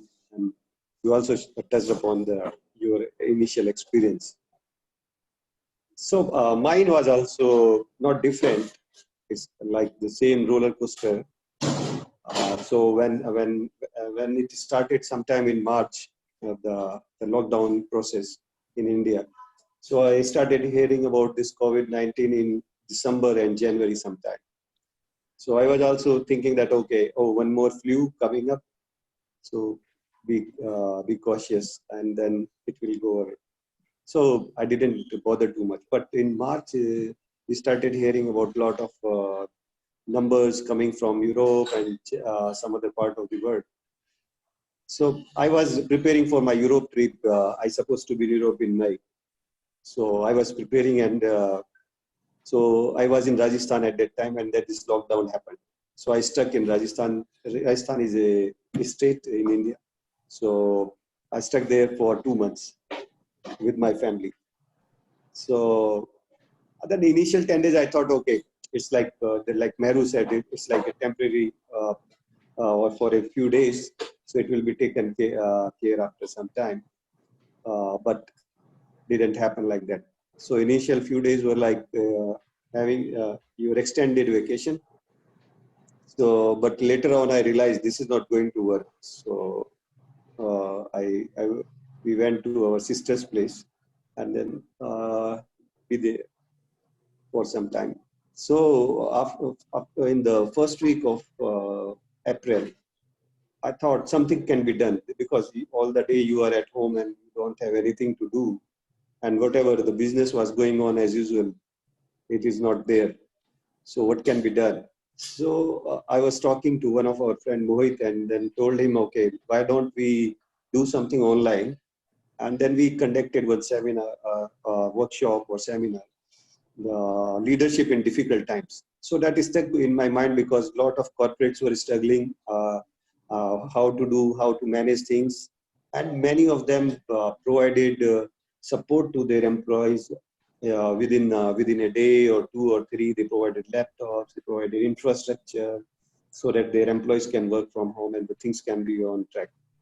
So that was a beautiful sign, because if this is something I will say not something normal. I have seen first time in my life of not in the last 30-40 years that this kind of situation arises where everything is different, and you have to make things different, do the things differently. So that is how I started using my time, and then my parents were in a different place, so little worried about them also. But yeah, we were in touch through our daily calls and all, so that was manageable. So I spent most of the time, other than that, spending time playing with the kids and thinking about new things, what can be done. So from mid of April, I started mid of April. For the next 15 days, what I did, I announced that, okay, I will be live for 1 hour on Facebook for next 15 days. And that was good engagement for me, that I have to pick the topic, I have to prepare for that, go live in the evening. So that was quite engaging and new experience for me first time, because before that, I was always worried going to these social media, doing whether it's a video or the face-to-face discussions. So I think in the last session we talked about, that's why I touched by this fear, jumping your fears or facing your fear. So that first time I experienced that my fear, that go to the live on Facebook. And that was a great experience for me. And that helped me a lot in thinking around a lot of new things. So this is how I spend my days. And then there were a couple of things happened around me.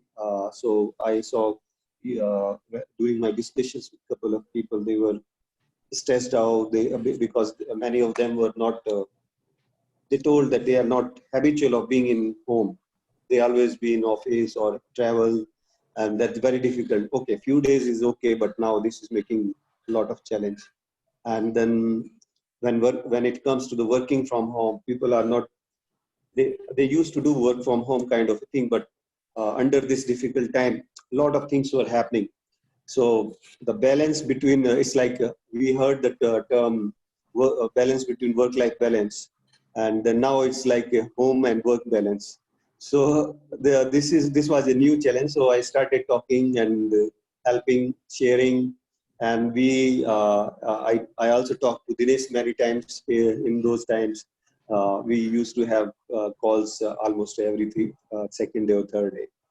So I think one important thing which I learned is there are challenges, and if you are using those weaknesses or the challenges as an opportunity,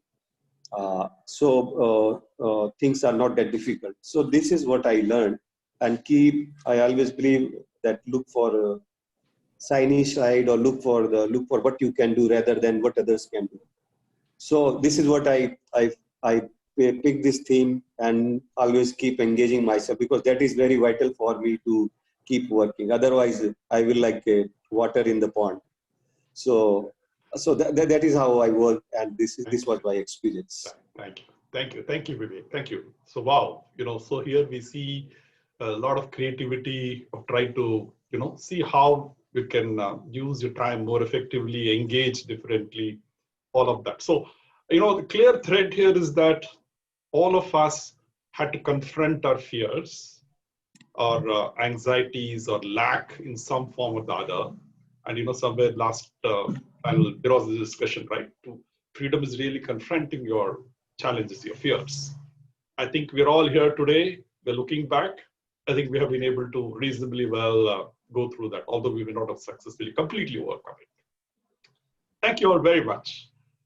So let's go to the second round. So in the second round, what I would like to focus on is around the world around us. So basically, most of us here are very deeply connected with communities in various forms. We're doing some amazing work. You've also seen some amazing, ways in which people have been able to handle this extremely challenging time. You can always look at the world in two ways. One, there is lack, and one, there is, abundance. So many of these examples really come from the fact that people have looked at it not from the world eyes of lack. So we'll now go in the opposite way. And so may I request Vivek to sort of share what has he seen in the outer world?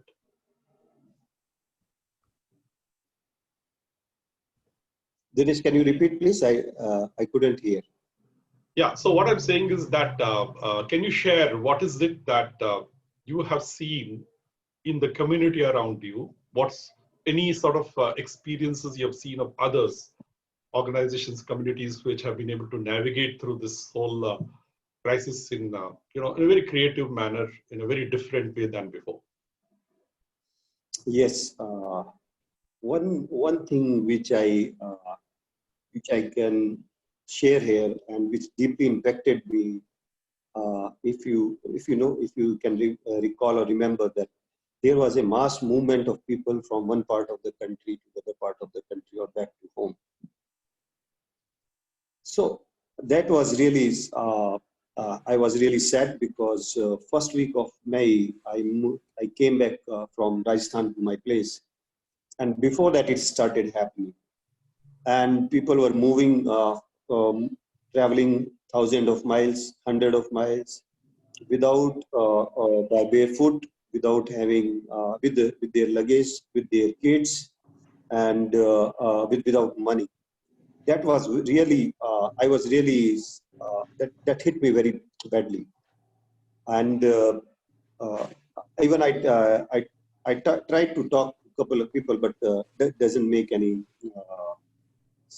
I couldn't able to make out something based on the discussion or something which I can do at that point of time. But that was the thing that is in my memory very deeply, because I heard about partition in 1947, where this kind of movement had happened, and I just that was keep reflecting in my mind. So I was very impressed by the people in our community. This community, when they started coming on the roads, they started giving food, shelter, and there are many people I have seen that because they were not allowed to travel or using their own vehicles, but I have seen people, they use their own vehicles and helping these people moving from one place to another place in the local vicinity. So that was something very impactful. I have seen people coming together, helped each other, helped these poor people or the workers who moved during that mass movement. So help them all across during those difficult times before any government could have done anything great about that. And there was an actor. So he also came in front and supported these people. That was interesting, and as well as amazed me to see that that was one example, and there were many examples from all across the country where people came across for this cause and supporting each people in the difficult times. And that realized me, whatever we can say about about myself, about what I do, but I'm the part of this whole ecosystem, so-called society. And the basic purpose of this society is society is to help each other, which is the essence I strongly feel. And that essence was very much visible during that time. That was one example. There are many examples we can talk about: the doctors, the nurses, and these small cafeterias. They keep they collected money or whatever resources they have. They built on that and then provide free food to the people around the vicinity or the local communities. So this was the classic example which I see during this difficult time. Thank you, Vivek. Thank you very much. So, you could clearly see the human spirit really coming forth, human beings really becoming beings in many sense. You could see actually much of that. And you could also see the interconnections, the subsystems. Ultimately, society is really a system with a lot of subsystems, and how different subsystems came together to nurture each other and help each other. Thank you very much, Vivek. Absolutely. Without this, you can't survive or you can't go long. Temporary management can be done, but the real happiness or the real spirit will be missing. Right. Thank you very much. Meru? Yeah. So when during the lockdown, there was a lot of work I was doing, and happy to have all this time to do that work. And then I got an invite from you to participate in this seminar. So my first instinct was not to prepare some kind of a formal lecture, or to talk too much about myself, because you already have my biodata, etc. I thought, let me invite. So I put a little note on my Facebook page saying, guys, what are you doing with your time during the lockdown? Let me know so I can share your stories with an international audience at this seminar. And I heard from a young lady called Aisha Khatun, who is trained in a confidence building workshop conducted by a local Lucknow-based NGO called Sanat Kada. The meaning of Sanat Kada is a place for handicraft. So this is what they do. They work with artisans, buy their stuff and display it at this place. And this NGO is supported by a trust called Sadbhavna. And Sadbhavna, as we all know, is concentrating on community activities. So I thought, I thought of sharing with you what Aisha, the way Aisha responded to my request to let me know what was happening in her life during the lockdown. So I'll just read out her note, but also if I go to the chat column here, I'm Dinesh, our moderator, discouraged me from trying to play any videos because he said it starts buffering and it's too time consuming. So I am posting here, but it doesn't allow me to post. To post here, it doesn't allow me to paste. Anyway, I wanted to share with you 3 links so that without sound, as I was talking, you could have listened to that link. Never mind, but I'll sort that out. So I want to introduce you here to Aisha Khatoon, to her 2 other colleagues, Kehkashan Beg and Saira Khan today. Aisha studied till class 8 with the support of her grandfather. I must also tell you that Sanat Kada holds annual workshops for women from the most backward, economically backward, socially, culturally backward communities in the city. They do a survey, and from the survey they choose about 25 women to bring them out of the ghettos that they are born in, that they live in, to introduce them, to introduce the world to them and to introduce them to life outside of the very conservative, parda-clad life that they are leading. So Aisha, Kehkashan and Saira are a product of these confidence building workshops.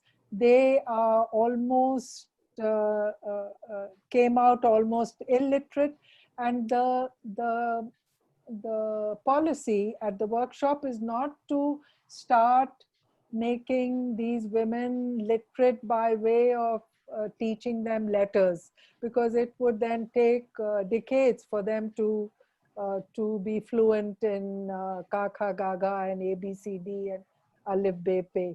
So what the workshops do is to instill in these women that even though you have no money, you have no education, you don't have a supportive family, but you can take your life into your own hands. So Aisha, for example, studied till class 8 with the support of her grandfather, mind you, because her father was always against her going out of the house to the school. But then her father had the last word, and she was forced to stay at home after having studied till class 8. But Aisha did not give up and defied home rules to finally get a graduate degree. So I think she's a marvelous woman to have followed a silent kind of a revolution to make her life more creative. So with a much more supportive family, Kehkashan, the second woman, for example, managed a postgraduate degree. You know, she has a very supportive husband who drops her every day on his motorbike to, wherever her work is. And then he's always waiting to take her back home. So he's a lovely, lovely husband. And after having finished her post-graduation, Kehkashan, during talks at these confidence building workshops, realized that her real love really is filming. So she followed that up. She's a videographer now, and she earns money by going into families where a wedding is taking place, and she goes into the female section of the household, and she's allowed to document the ceremonies and the celebrations that take place in the female section of the family. So Saira, the third friend, managed to study only up to class 5. She still hasn't studied further. After the invite to talk with you on the same topic, I wondered what all these 3 female workers were up to during the lockdown, because to make films, you have to step out of the house. So Saira managed this, I've already said.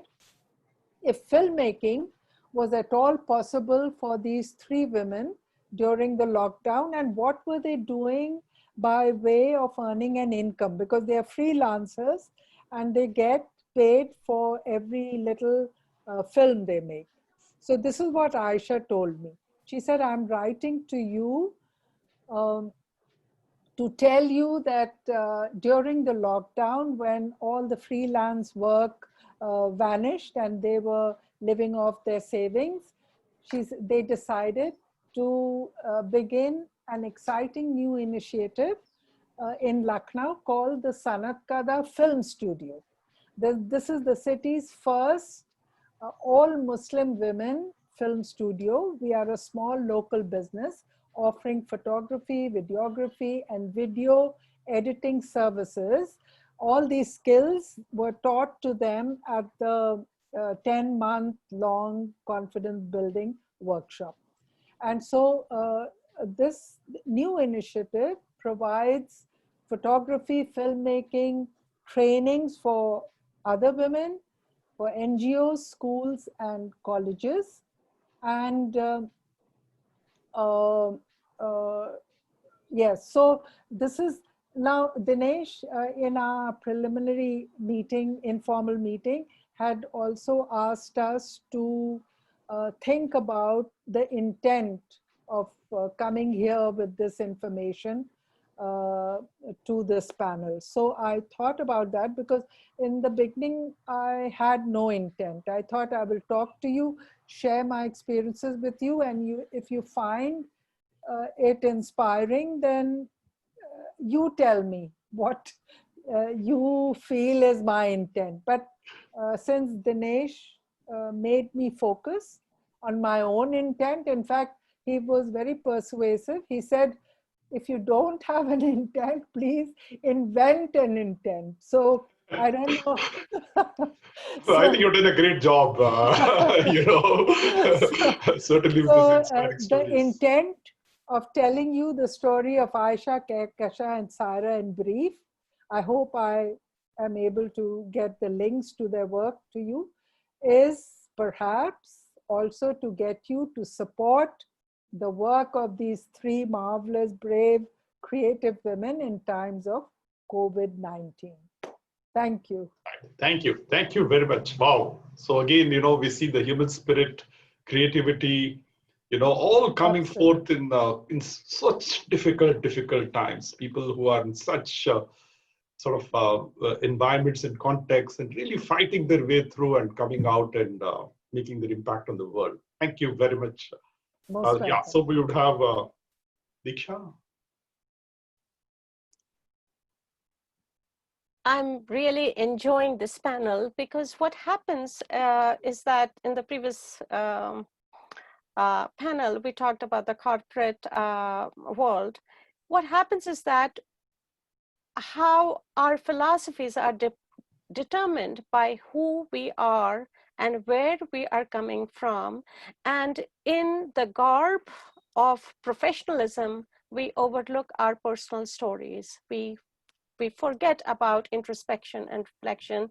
And I think the personal stories and our connections with the community is very nicely been presented in this particular panel. So Vivek and Meru, thank you for your stories.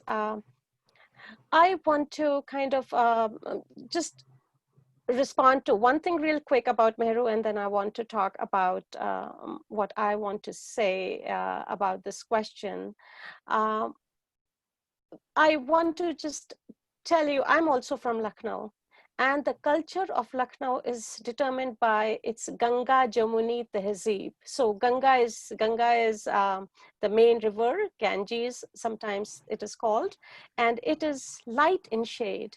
And Yamuna, the tributary, is dark in shade. And in Lucknow, there's a blend, there's a cultural, in the Awadh, in the region, it's a regional culture that determines the flow of how culture, languages, arts, connections mix. And Sanat Kada was the place where I was doing a storytelling workshop, and that's how I met Mehru. So the stories of the women and how the strength of Lucknowi culture still remains, the connection between the Hindus and the Muslims and the love they share. So I'm very, very proud of being from Lucknow. And what I have learned from Lucknow is replicated in the diverse community I am living in the United States.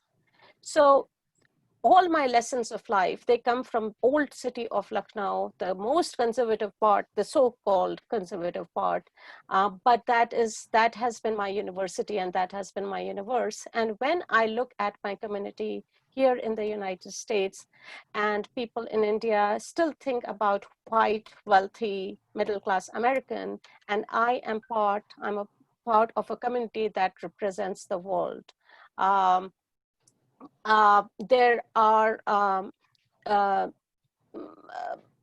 my neighborhood is predominantly Hispanic and Vietnamese, but recently what has happened is that there has been gentrification. People on the east side of the town who lived in the wealthier, more prosperous neighborhood, when they started losing their jobs or could not afford their expensive houses, they started moving to the west side. So there has been a heavy gentrification because we live in a cheaper neighborhoods. What I have noticed, and I'm going to just focus on the community. It's a working class community. My neighbor, he drives a trash truck, and we would not see people because everybody would leave their homes. Kids would go to school. By 8, the neighborhood was dead. And now it is not the case. What has happened is that people are walking, they are spending so much, those who are working and even the kids, they are spending so much time in front of the screen that they don't want to look at the screen anymore. So the neighborhood play, how the neighborhood has changed. We always, like when I would go to India, people would say, oh, what kind of America do you live in? People don't know the neighborhoods. Nobody cares about their older. So parents have moved in with their families. So parents-in-laws and more children, 18 years, kids were out for college. Now kids have returned and they are contributing, they are living with their families. In the morning, this is just like a typical scene I'm describing. I see people going for morning walks. I see people admiring flowers. People growing. During the lockdown, it coincided with the springtime. So much of urban gardening took place during that time. People are growing tomatoes, peppers. It is not limited to, who you are, what you're earning. People are coming back. Mother Nature is what they want to connect first thing in the morning. And to me, that is learning. That is, so I see right now during this COVID time, I got involved in setting up 2 organizations, and all my work is pro bono. One is called the Food Bridge International, and what we have done with the Food Bridge is we are helping immigrant and refugee people who were actually working in restaurants, and now because of the restaurant closure, they don't have driver's license, they are out of work. So we are trying to offer online classes. We are also, we had a woman, Burmese woman, whose actually great-grandparents came from India, for that part of India, which is, Pakistan now. And then she was a refugee at the rubber plants in Malaysia. And then she was separated again because of the war. And she was separated from her husband. And then she found her husband in I think in Indonesia or somewhere, you know, and then she is now a political refugee. So we were doing fundraiser for her because her mother has cancer and she does not have support system, government support system. So we are working with Somalian refugees, Eritrean refugees, and we are doing these mini fundraisers in which they teach a cuisine from their own culture. That has been very powerful because that has also meant that I get to know them, I get to coach them so that when they are teaching a cooking class, participants understand their English. So that has been one powerful thing. The other thing that I want to sort of bring it up, my work is tied with Denver Public Library, and when I talk about public libraries in India, there are hardly any libraries. We create a swimming pool and parks, but we are not focused on public libraries. And public libraries are the key source, and I know we are going over time, but in public libraries, they are a great resource for the homeless people, for people looking for jobs and where to find food. And now I'm providing all the services online, you know, or through the phone. People have a number and they call in that. So schools are the centers by the city, by the municipal corporation, where food is distributed during the lunchtime, because 92% of the students in my neighborhood, they were relying for free lunch. And that was a big problem, that if the parents are not working, how would kids meet their nutritional needs? And they are not denying food to anybody. There is another thing that I want to quickly mention. As part of my work, now that things are opening a little bit, but not fully because the cases are still on rise, one thing which is really happening, which is beautiful, and Chet and Uma, you will be seeing that in Denver. They asked the staff members of there are 26 branches of Denver Public Library, and they asked people to contribute their favorite poetry from around the world, from the communities they represent, poetry of hope, of strength, of power, you know, and I will be going around putting those posters around my neighborhood, you know, which is like, you know, 5 or 6 mile radius. In terms of what people are doing, they are creating these little libraries, and it's like, you know, take a book, leave a book. So there are little, it's a, and lastly, what I want to conclude, that because this has been a time of reflection, people are reviewing their lifestyle, what they are living for, the question of values that was brought up in the previous session also. What is happiness? How much do we need? You know, so the Kabir has become, to me personally, has become more relevant than anybody else. You know, he says, Sai itna dijiye, jame kutum samaye, main bhi bhuka na rahun, sadhu bhuka na jaye. So that, with that respect, people are evaluating their needs, they are purging. And whatever they are trying to give up, it is going to a social cause, you know, strengthening the program. They don't need clothes, they don't need, you know, 5 watches or, you know, phones or, you know, things that they do not need. It is going to those who need them more. So at that note, I just think that I have learned. I initially was very disturbed because I had the ticket and I couldn't go home to take care of my family back home in India, but I have found a new strength and a new balance, as Dinesh, you had said before. So thank you. Wonderful. Wow, wow, wow. You really have a big heart. And, you know, this is another good example, like the others, of, you know, how to really exercise your freedom when there seems no freedom. And, you know, the fact that, you know, people have started to smell the roses, as they say, you know, starting to connect more with themselves and with the world outside them. I think some of that beautiful, inspirational tidbits is what I picked up from you, Diksha. Thank you very much. You're most welcome. Shed, over to you. I'm sorry, I think we kept you a little waiting, but yes, please go ahead. No worries. Well, I can tell you that a couple of things that I had noticed during this time. One of them, of course, was that the COVID virus really uncovered a lot of systemic challenges that have been existing in the United States for years, and people became, centuries really, and people became aware of them. And those things needed to happen, and there needed to be some level of catharsis.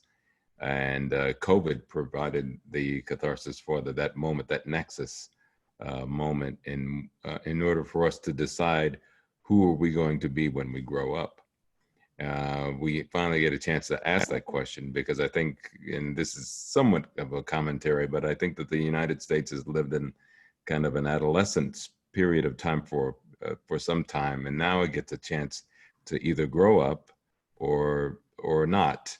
We'll find out and we'll decide. And so all of the people around me in my communities and circles were rallying around the Black Lives Matter movement. They're also rallying around different ways of being able to be self-sustaining, simply because there's economic challenge like we haven't seen in a while here, with jobs being missing and people not having the kind of support that they needed. So they're seeking creative ways of being able to address that.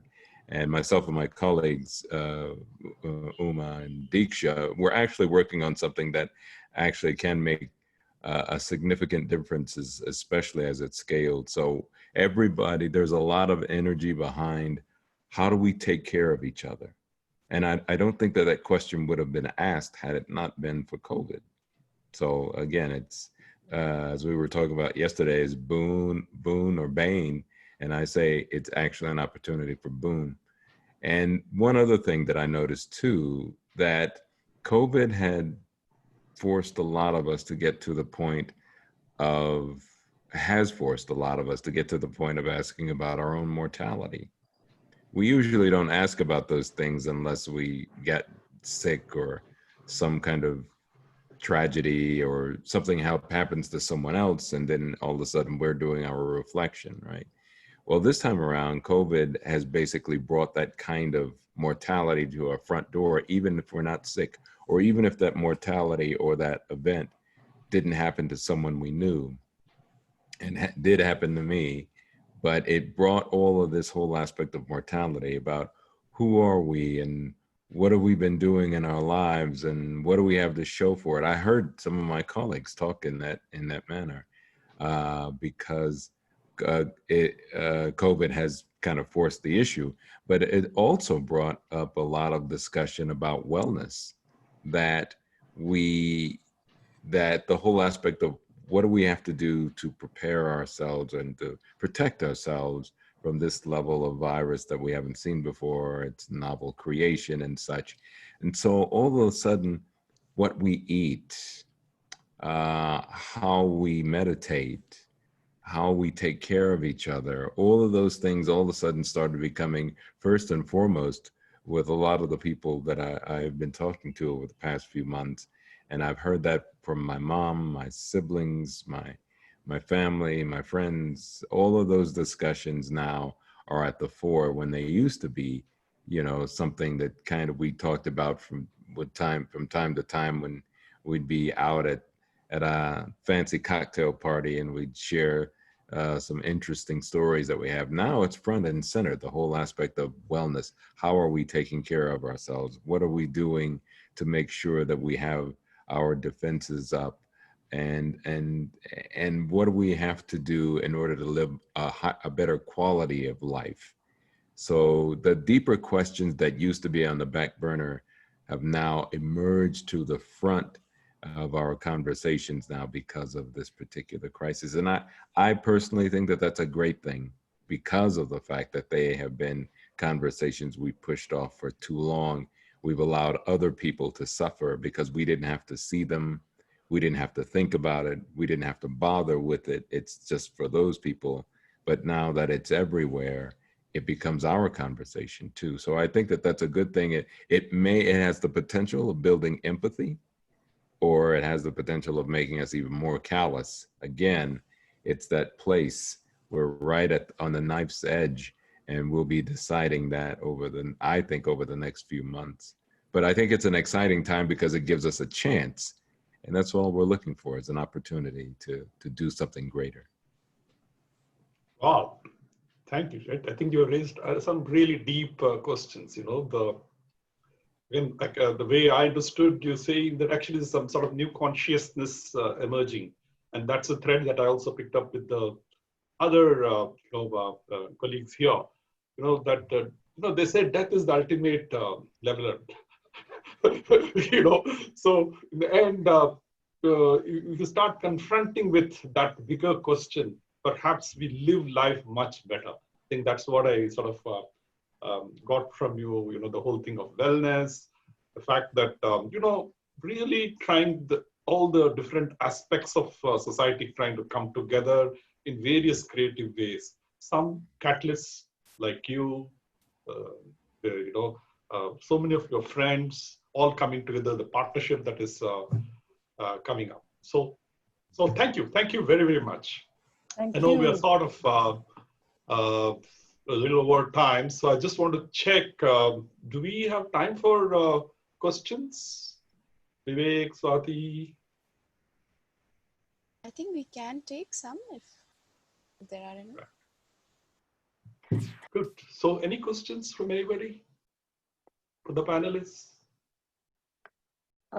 I know it is getting very late for us, but it's almost 2, 15-20 minutes to 2 for Chet and I. But Chet, if you can elaborate a little bit on the amazing work that you are working with the climate change and during this period, because ultimately, as Chet has pointed out in our meetings, that it's the same air we breathe, the human connectivity. If you can kind of talk a little bit more about that, and with your work with the UBR. Thanks. Yes. I work also with the city of Denver, and I'm on the Denver Climate Action Task Force. And so I propose, they were at one time siloed into this whole aspect of, climate change. And I said, yes, that's true. But once COVID hit, and then the Black Lives Matter movement took off, and the economic challenge that we have took off, what I proposed to the city was, perhaps all of these things are all part of the same thing. That instead of siloing these conversations, we need to weave them into one conversation that is, how do we become our greatest and highest selves, not just individually, but systemically. And so what UBR proposes is that we get into a place of creating a system that addresses all of those things at the same time. It seems like they're all disparate and it's too big, but I would say just to the contrary. They're all the same, they're all interrelated. And as long as we're talking about these things as, here's climate change over here, or here's COVID over there, or here's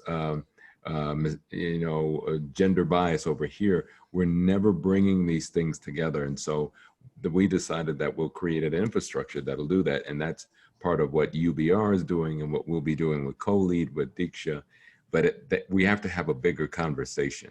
And this is that moment for us to have a bigger conversation and then create a bigger infrastructure to encompass all of these things that are happening at the same time. So I can't help but emphasize that this seems like a great moment of opportunity for those of us who want a better world. Now, if we want the same world, it's a challenge. But if we want something transformed, it's a great opportunity if we see it as such. Wow. Thank you. Thank you very much. That's really deep again. I think there's a lot that we can learn from your work.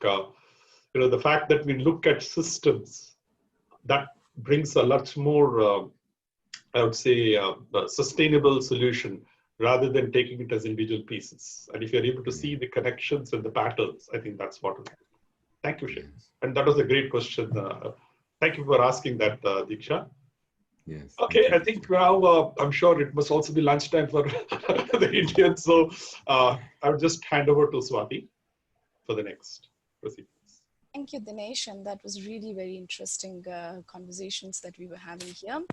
It wouldn't be wrong to say that COVID has really helped us stay in touch with our inner self, our passions, our creativity, friends, family, and even with social distancing, we are bonding more, thinking of community a bit more, and of course about nature.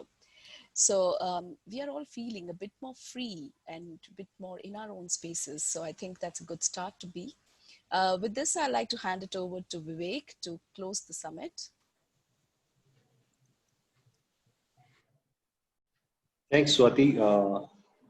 And thank you, Chet, Diksha, Nehru, Dinesh, for a wonderful sharing and moderating this particular session, Dinesh.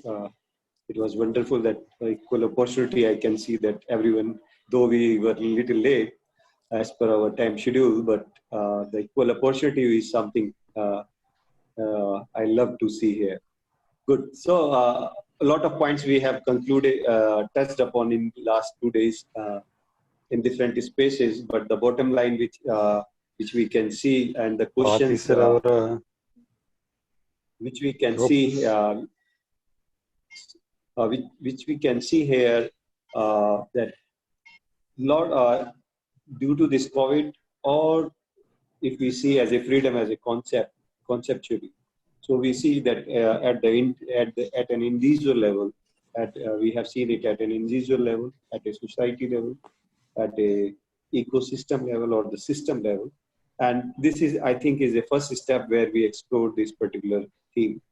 And a lot more can be done, which we have seen clearly coming out of these discussions, particularly when we were talking about the session about the gender identity and the freedom. I see a lot of opportunity, particularly there. And the work which Chet is sharing about the climate and the environment, how this impact is happening. And we have seen positive signs and lot more, and everyone need to come together. I would like to share that I also drive One Water is Life is an initiative of bringing awareness. So that we all need to be conscious, and whatever best we can do in our capacity, I think we should come together and do it as much as possible. So with this, I would like to thank you all for your time and helping us make our concept not remain a concept, but we are happy that we are able to see the ray of light and bring a lot of confidence to us. I think to all of us, whether as a panelist or a participant, that we can really take something as a challenge, and when we are taking the topic like freedom or something else. So this is a good booster for all of us to think about what can be the next. So appreciate your time and thanks for sharing your views on freedom, particularly in different aspects. I'm sure not only would our guests benefited from it, but we all do. And now, so the session I will close with a line, and then we'll invite you to close the summit.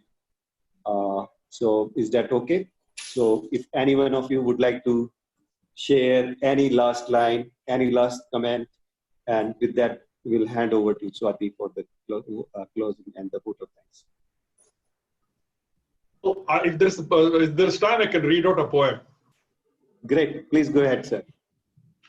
Okay. Let's experience freedom. This is by a person named Samir Dua. He heads the Institute of Generative Leadership in India. I really saw the connect to whatever we are doing. Somewhere beyond our pettiness, beyond blame, beyond our need for security, lies the experience of freedom, the experience of openness, the experience of fullness and completeness. Let's go where not too many tread. It's the place that makes us unsure. It's the place that gives birth to new fear. Yet, it's the only place where you experience growth and expansion happening right here. Let's go where you meet the new you and I meet the new I, where we experience the expanse of possibility that exists right here in you and I. Samir Dua. Beautiful. Beautiful. So Yeah, please, Swati. Shall we? Yeah. Yeah, I think there's nothing much to add here. I just want to thank everyone who's been here as a panelist or as a guest for helping us make our dreams come true. Thank you all, and I wish you and good night to people in US, and have a great day for people in India. Thank you. Thank you very much. Thank Bye. you. Love you all. Thank you, Good luck. everyone. Good night. Thank you. Good night. Good day.